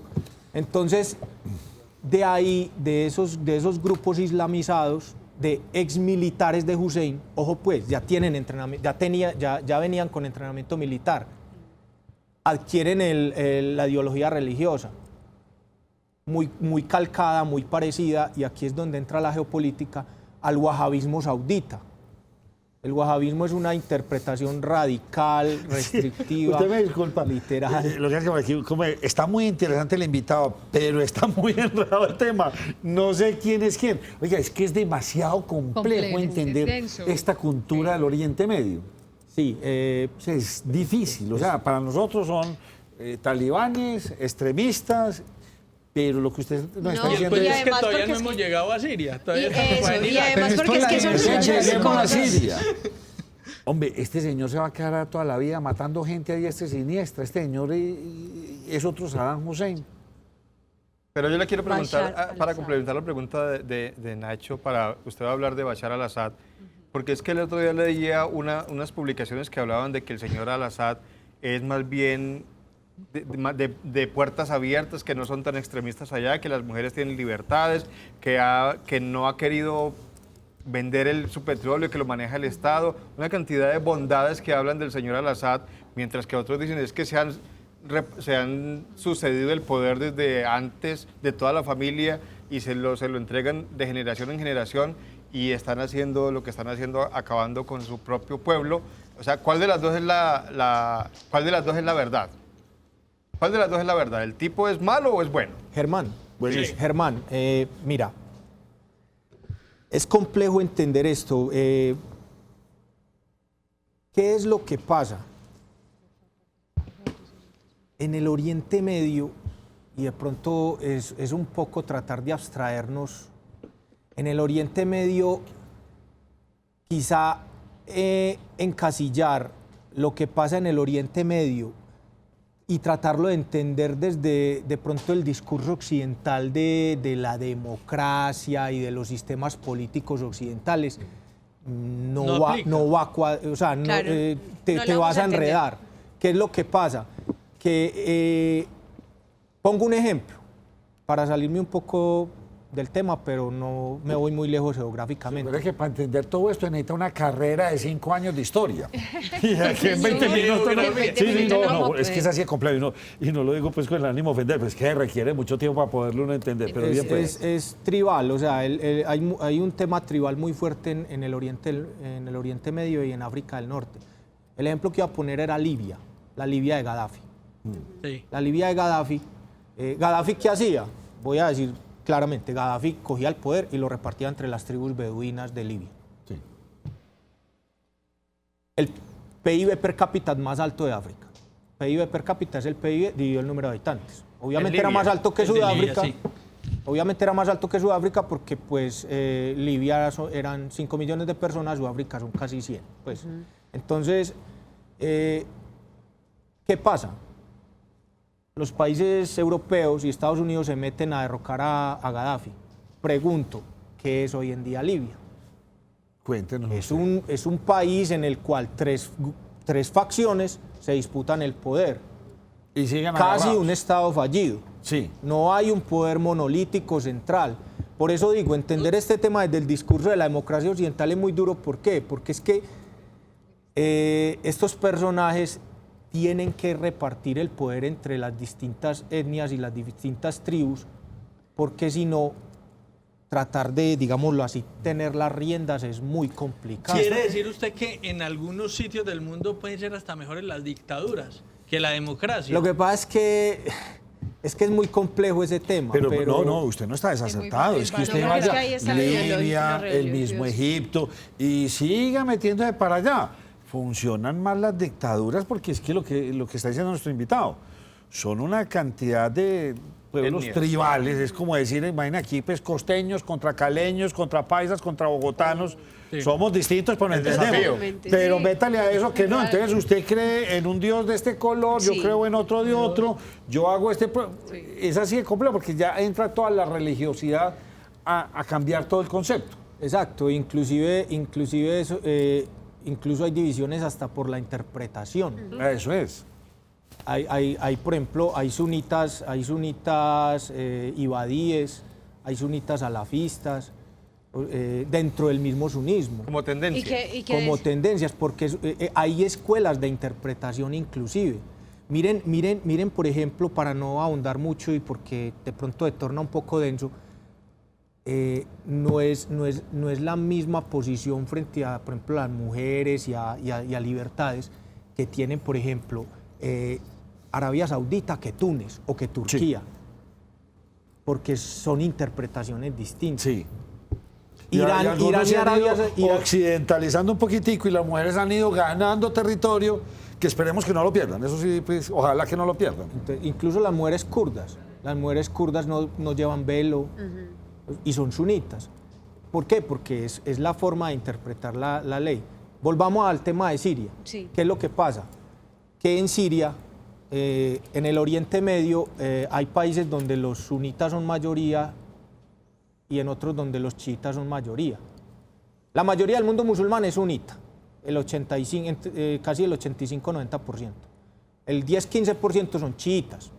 Solamente en 4 países los chiitas son mayoría, que son Irán, Irak, Azerbaiyán y Bahrein.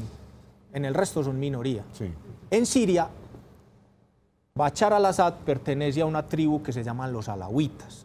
Los alawitas son chiitas, o sea, se adscriben a la rama chiita del Islam y son entre el 18 y el 20% de la población. El 10% son cristianos, el restante 70% son sunitas.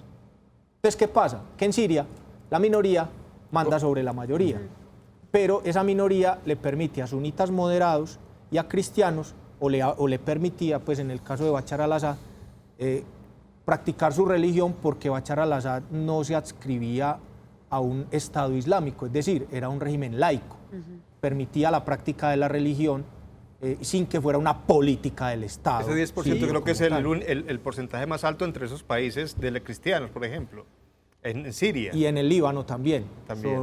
Son una minoría importante. Entonces, ¿qué pasa?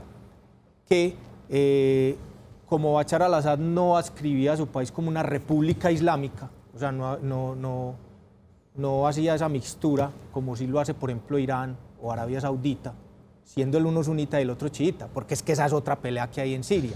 En Siria pelean sunitas contra chiitas. Incluso es una pelea, hay 3 peleas, local o 3 actores locales, regionales y globales. ¿Cuáles son los locales? Por un lado son el Bachar al-Assad, el ejército, los grupos que lo apoyan, los palestinos que viven en Siria, que salieron luego de todas las guerras de los árabes contra Israel, contra la oposición sunita del Ejército Libre de Siria, Fatah al-Sham, todas esas facciones, que fueron, por ejemplo, Jaish al-Islam fue la facción que sacaron de Ghouta Oriental, donde se dice que hubo el tal ataque químico, y permítame, yo hago una referencia. Hombre, si yo estoy ganando una zona militarmente con armas convencionales, ¿qué necesidad tengo de meterle no convencionales si la voy ganando con armas convencionales? Y otra imagen que yo ¿Qué veía... nos quiere decir usted con eso?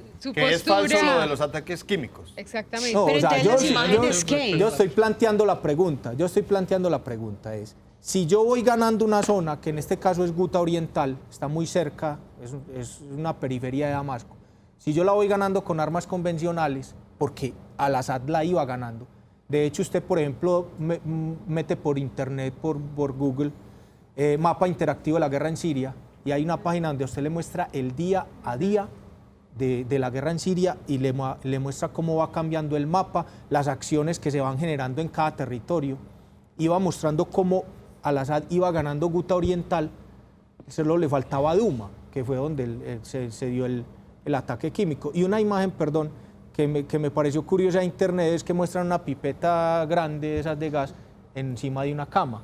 Hombre, si esa vaina cae, pues las patas de la cama se quiebran.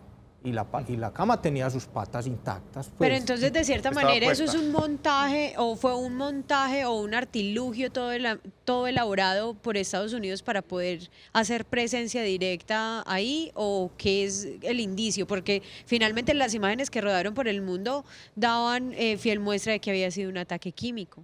Y por esa misma razón se unió los otros dos gobiernos, tanto de Inglaterra como de Francia, para hacer peso ahí. En realidad hay ese interés altruista de Estados Unidos, Sí, pues, Francia e como, "Ay, Inglaterra. vamos a salvar la humanidad". No sean inocentes, esto es una Obviamente medición no. de poder entre Putin y estos otros. Esto es una... O sea, el mapa, Rusia ya no es el segundo, ni Estados Unidos es el primero, ya China está hablando casi llegando al primero, Estados Unidos entre el primero y el segundo, Rusia en el tercero con tendencia a ser el cuarto o el quinto.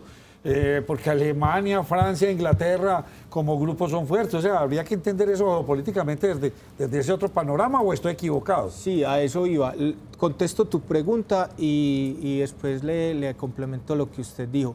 Eso lo sabremos en los próximos días, porque precisamente hoy, pues ya casi es mañana en Siria, ya llegó la comisión que va a indagar sobre si en realidad hubo gas o no. Decían, es que Rusia demoró un día o un par de días la llegada de estos investigadores para borrar evidencias.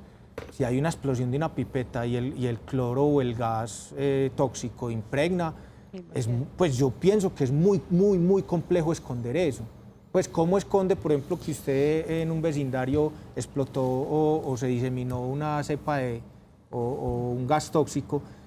¿Cómo si hay aparatos con la tecnología que tenemos hoy en día que miden cosas más complejas, eso con toda seguridad lo van a encontrar, de si en realidad ahí habían armas químicas o no. Esa comisión ya está en el terreno, esperemos a ver qué resultados salen. Y donde digan que no hubo armas químicas, pues que eso no existió.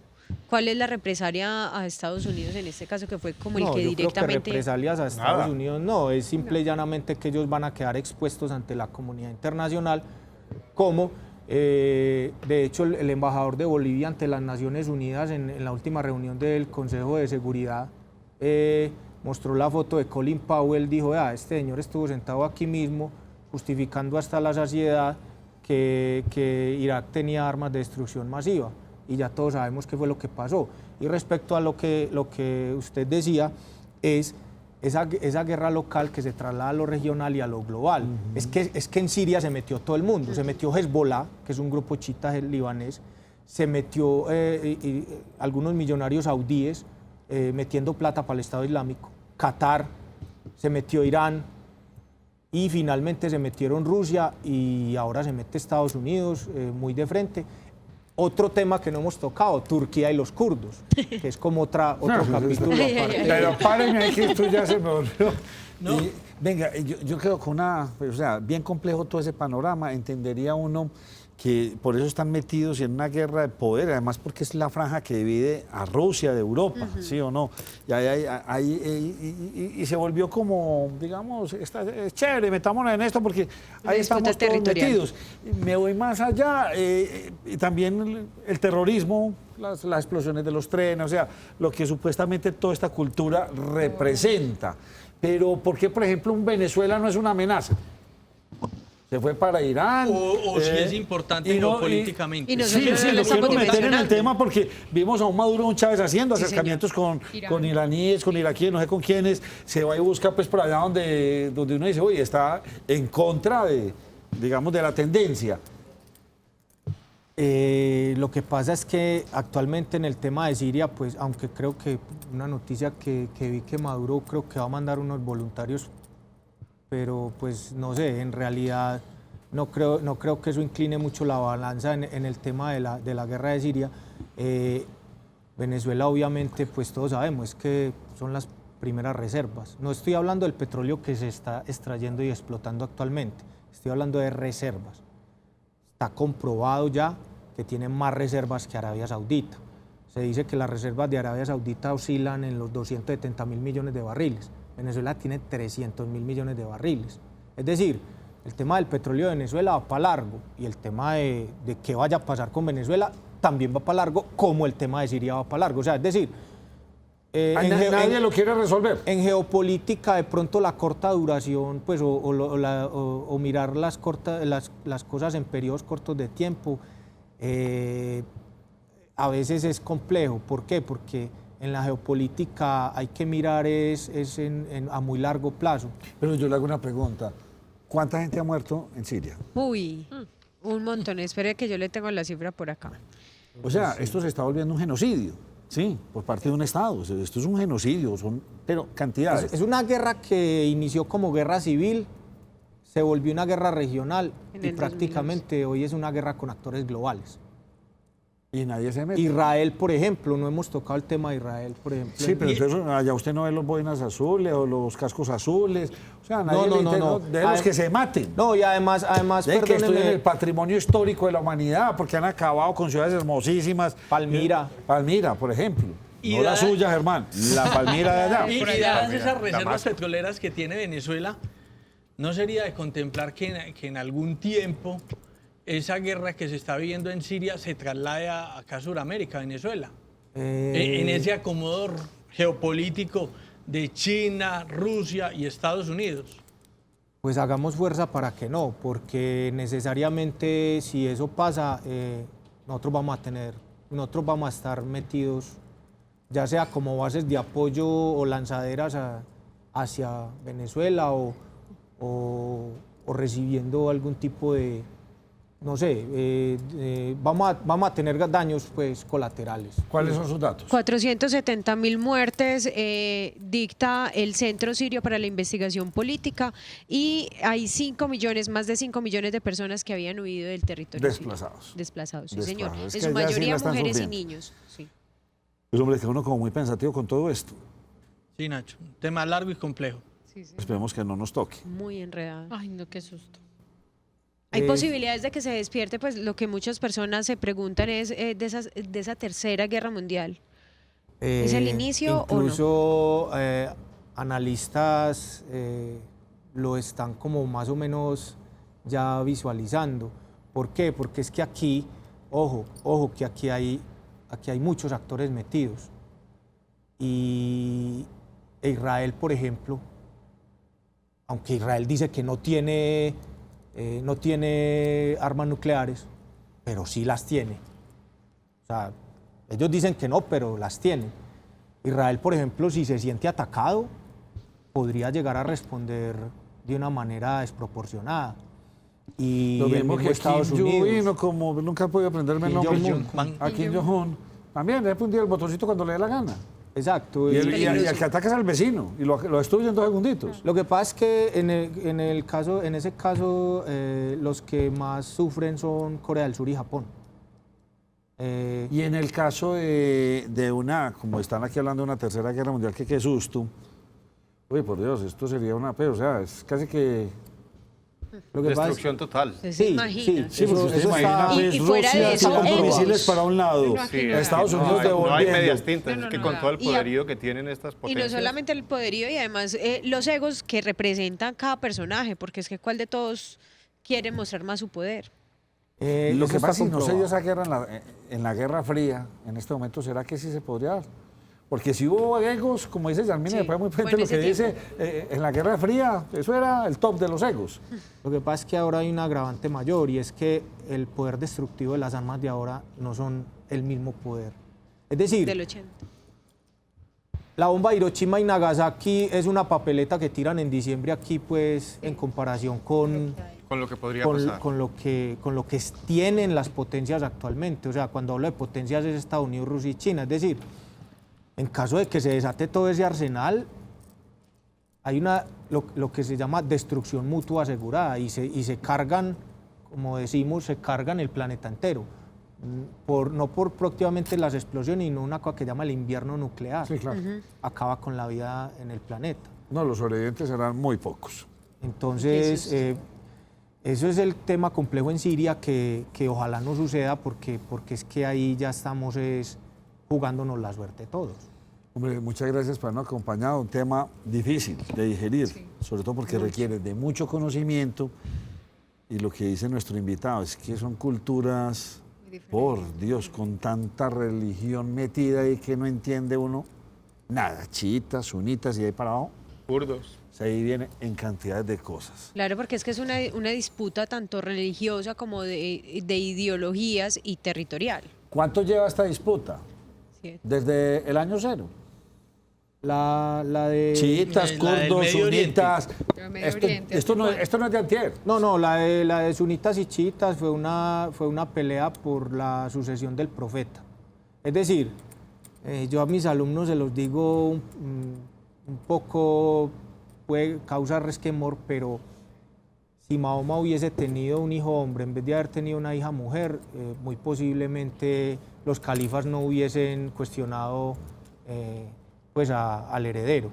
Pero como Mahoma no tuvo un hijo hombre, sino que tuvo una hija mujer, ahí es donde viene la división, Por la cultura. porque ella se casó a la vez con un familiar de Mahoma.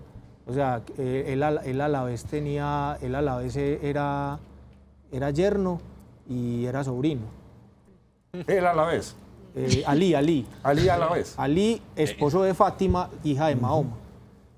Sí, es que los alaveses, existen los alaveses, ¿sí o no? Sí. Entonces, ahí se da la sucesión. ¿Por qué? Porque Mahoma muere, lo sucede a Abu Bakr, por eso Abu Bakr al-Baghdad y todos estos personajes se llaman Abu Bakr, porque Abu Bakr fue el que sucedió a Mahoma. Después vinieron otros 2 califas y el cuarto califa era Ali. Resulta que a Ali lo matan. Y entonces la división entre sunitas y chiitas se da es porque los chiitas reclaman que la herencia del profeta debe ser por sangre. Y mientras los sunitas dicen, no, es que por las enseñanzas de los califas son válidas.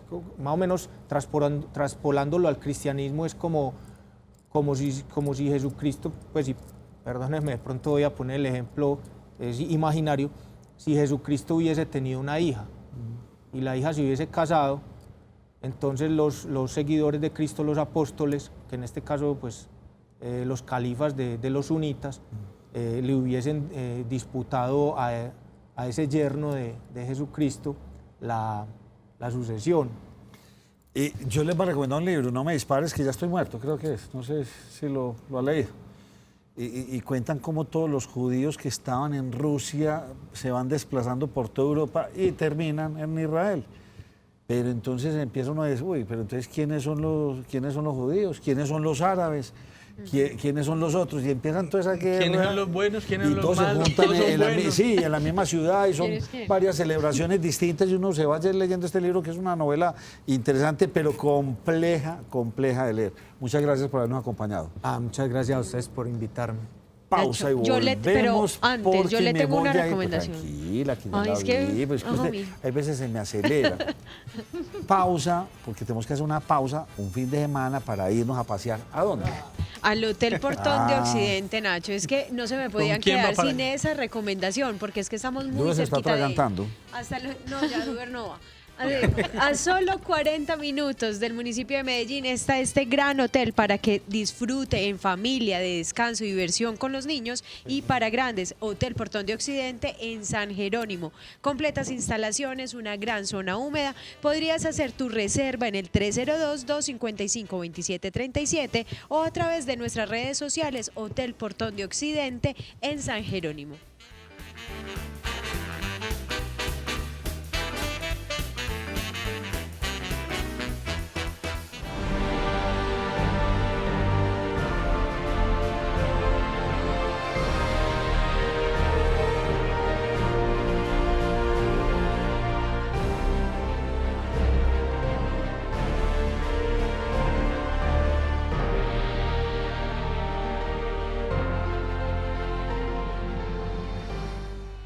Bueno, y llegamos al momento de Forjando Futuro y la unidad de víctimas. Está con nosotros en el día de hoy Gerardo Vega, director de la Fundación Forjando Futuros, y también Alfredo Hernández, profesional de acompañamiento de la unidad de víctimas. Les damos un cordial saludo y vamos a hablar acerca de ese balance de la unidad de víctimas, sobre todo porque estos 6 años de implementación de la ley de víctimas o la ley 1448 en Colombia y en Antioquia, pues digamos que ya generan unos resultados. Compartan con nosotros qué es lo que hay hasta el día de hoy. Bienvenidos.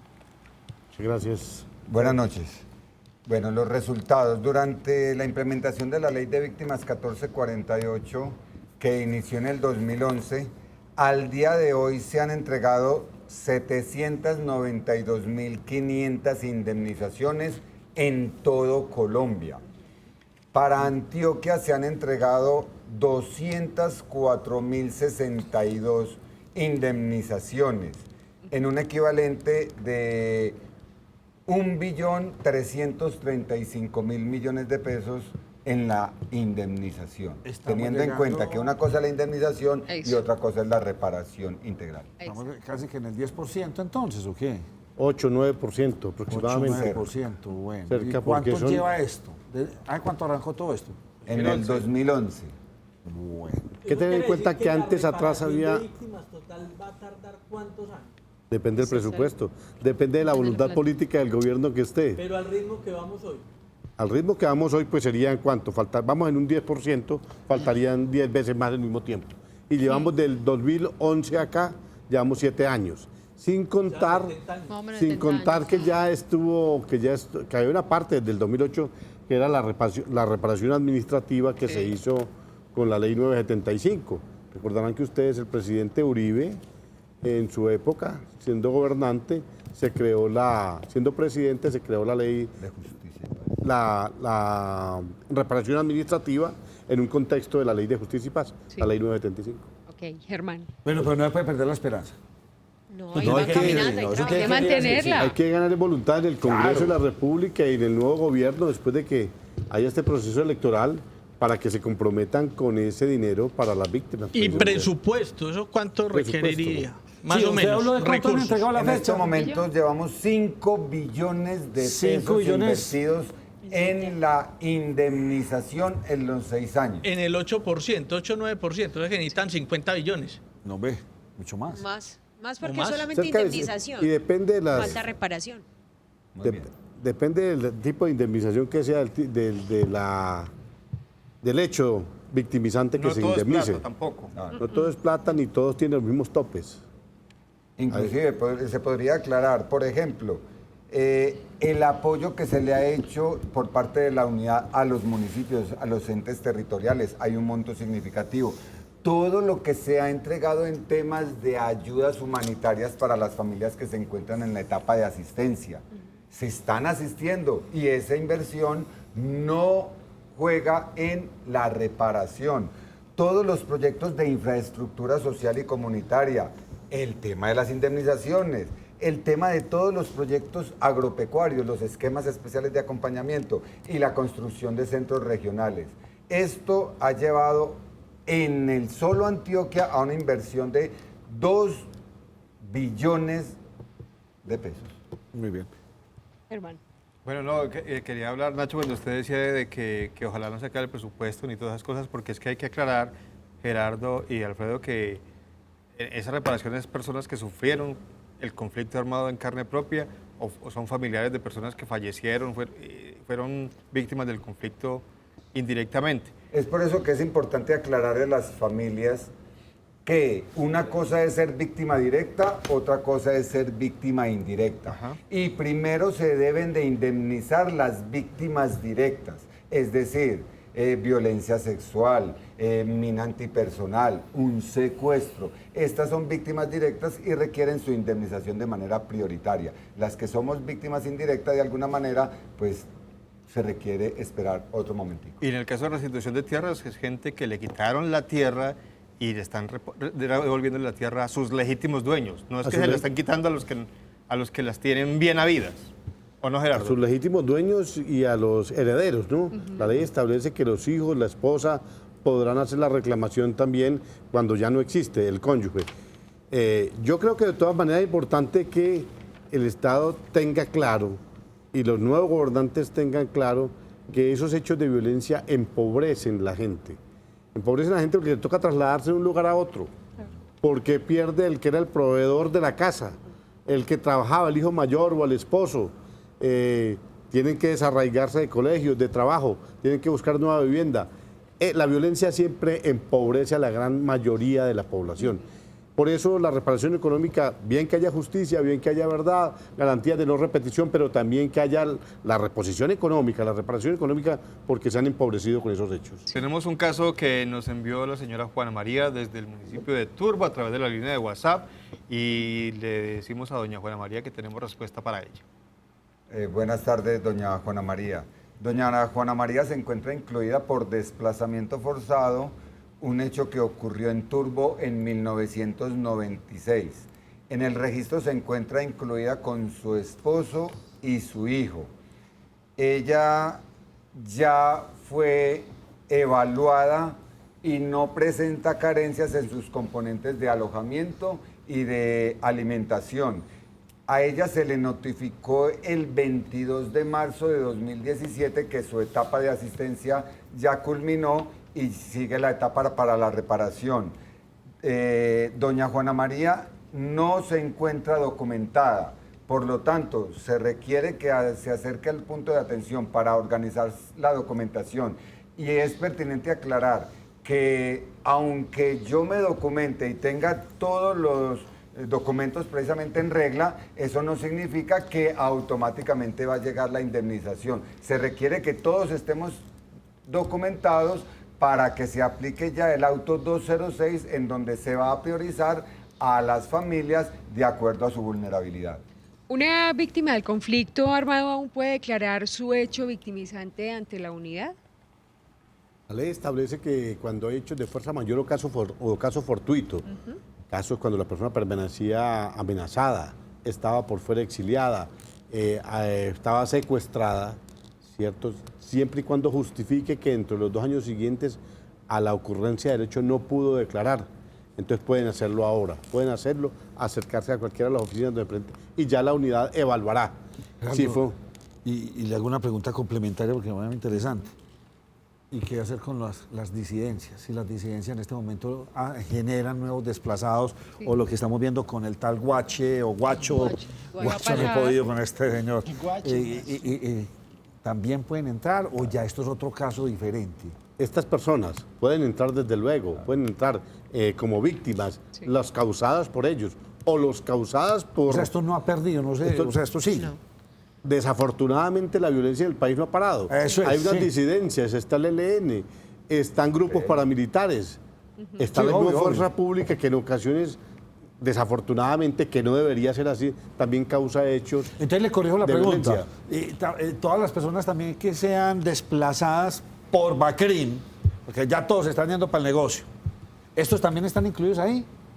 La Corte Suprema de Justicia ha dicho en una jurisprudencia que cuando son bandas, hacían delincuencia común vinculada a narcotráfico, cuando tienen control territorial, poder jerárquico, que afectan un territorio, pues las consideran víctimas del conflicto armado. Sí, porque me parece justo. No es la víctima del atraco callejero, del accidente de tránsito o de la disputa entre hermanos por linderos o por aguas en el campo, no.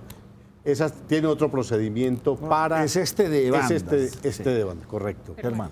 Blanca Ofelia envió también una inquietud a través de WhatsApp, escribió desde aquí, desde la ciudad de Medellín, y le tenemos respuesta a Blanca Ofelia, Alfredo. Doña Blanca Ofelia, buenas noches. Doña Blanca Ofelia está incluida por el homicidio de su hijo Mario Edgar Escobar López, ocurrido en Medellín el 17 de diciembre de 1995. El caso ya se encuentra documentado.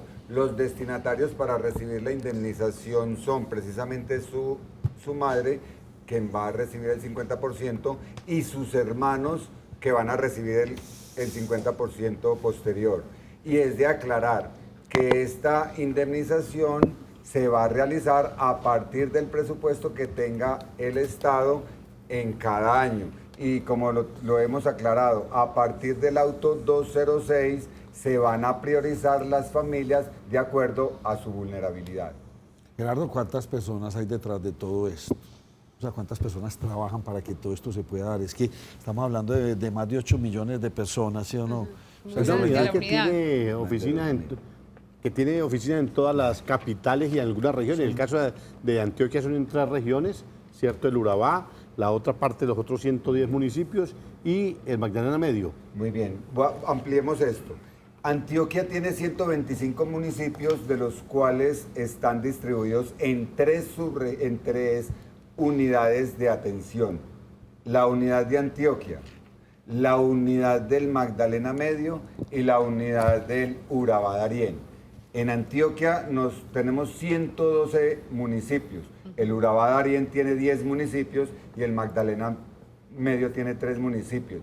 Entre todos los municipios tenemos 42 puntos de atención. Y podríamos decir que los funcionarios solos de Antioquia, de la unidad para las víctimas en el municipio, podemos ser cerca de 200. Perfecto. Y ya, si nos vamos a todo Colombia, pues ya, pueden sí. ser más de 200. Sí, es que requiere mucha gente para mover tanta información. Muchas gracias. A ustedes, Nacho, muchísimas gracias. Gracias por todo el programa.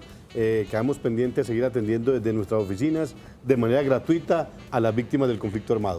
Perfecto. Germán, usted me tiene mucha información, por favor. Sí, señor. Ya nos vemos.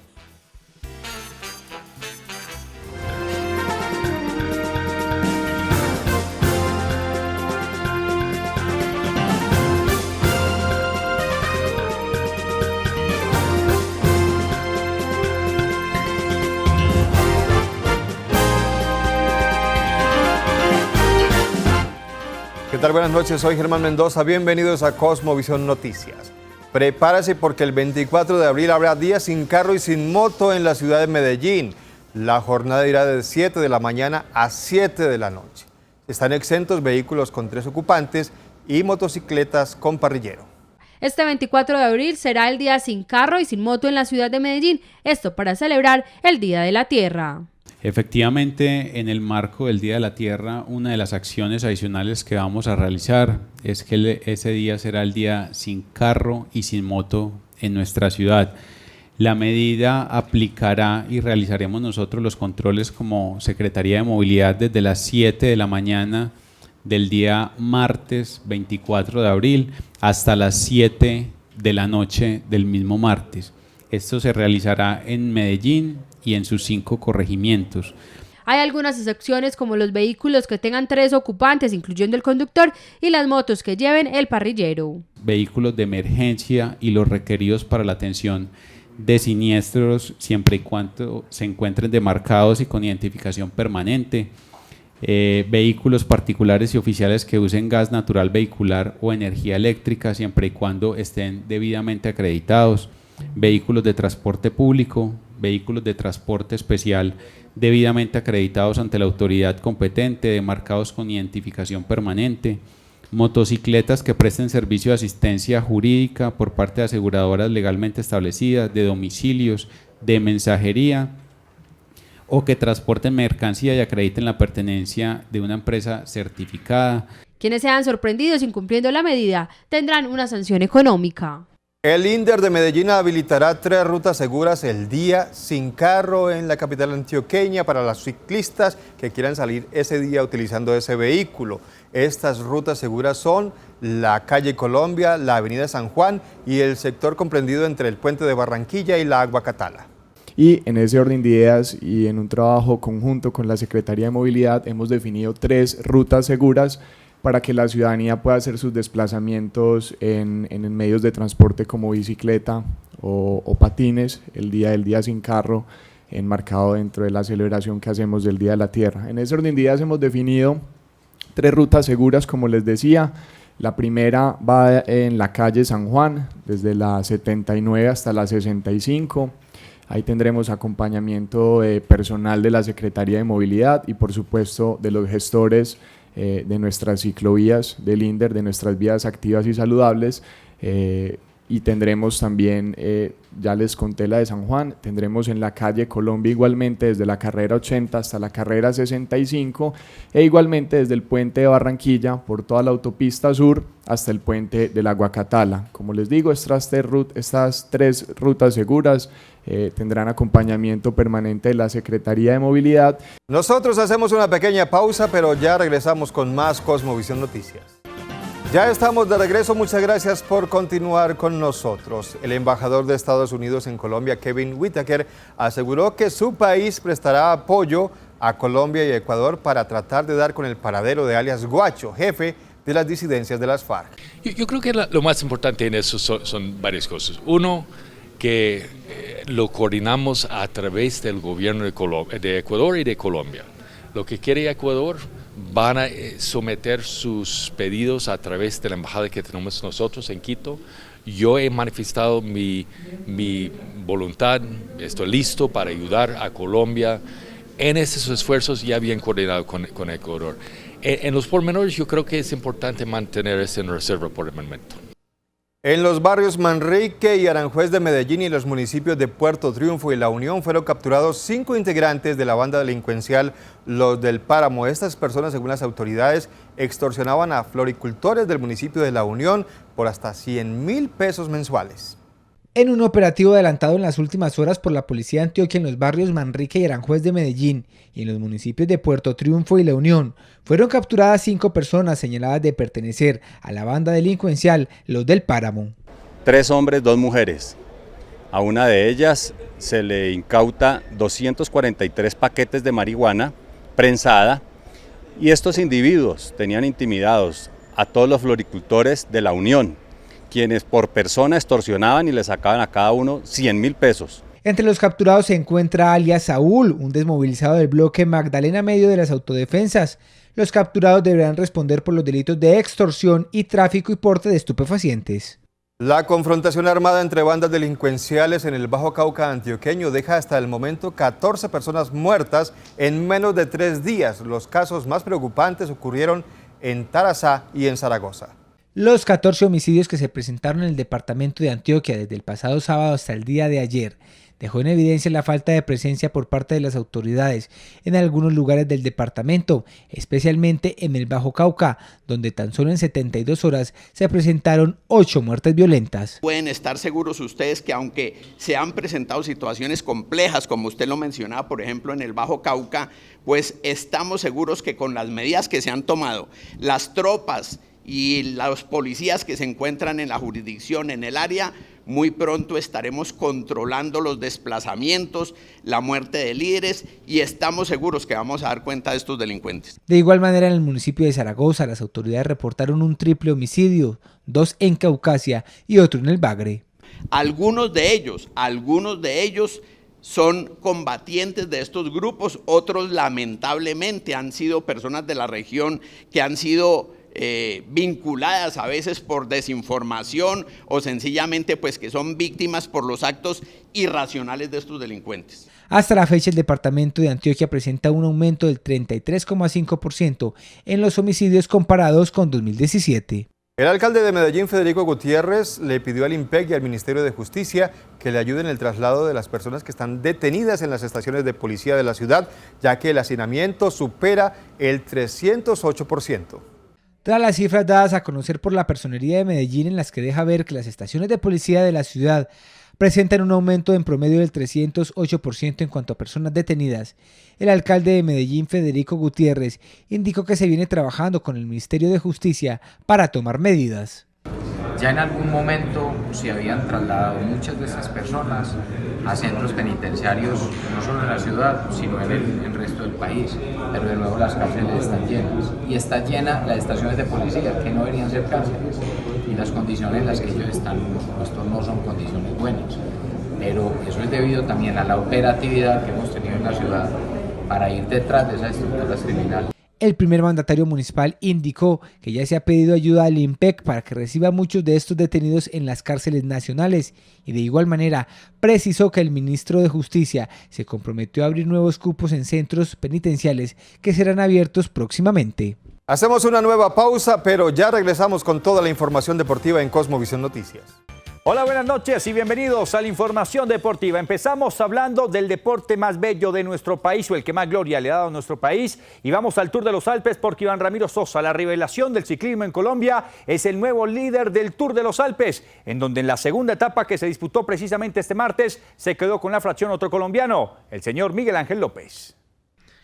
El Superman colombiano volvió a volar. Ni el propio Chris Froome pudo seguirle el paso a Miguel Ángel López en la segunda etapa del Tour de los Alpes. El boyacense mostró sus habilidades para escalar, al aprovechar la llegada en alto de este Tour europeo, donde paró los relojes en 3 horas, 55 minutos y 31 segundos. Detrás de él cruzaron la meta Thibaut Pinot, Ramiro Sosa y el polémico y cuestionado Chris Froome, que llegó en el 4º lugar. Pero igual de meritorio al triunfo de Superman es el liderato del juvenil colombiano Ramiro Sosa, quien con la etapa de hoy se ubicó en el primer lugar de la tabla general, a 6 segundos de Pinot y de López. Y hablamos de fútbol profesional colombiano porque el Deportivo Independiente Medellín va a contrarreloj. Luego de su gira por Asunción y Barrancabermeja, el cuadro poderoso vuelve a jugar de local este miércoles cuando reciba al elenco de Jaguares. 3 puntos serían vitales para sacarse un poco la presión de encima al técnico Ismael Rescalvo de los hinchas poderosos. A pocos días de haber disputado el juego ante Alianza Petrolera, Independiente Medellín ya tiene un nuevo reto en la Liga Colombiana. Con la hinchada inconforme con el trabajo que viene haciendo el técnico Ismael Rescalvo, el Rojo de la Montaña recibirá en el Atanasio Girardot a Jaguares, con la obligación de sumar 3 puntos, porque los ahorros que recolectó al inicio del torneo ya se están acabando. Por fortuna, las molestias que presentó Andrés Ricaurte solo son fatiga muscular, por lo que estará en el juego de este miércoles a las 8 de la noche. Y así llegamos al final de esta emisión de Cosmovisión Noticias. Gracias a todos ustedes por su compañía. Que tengan una feliz noche.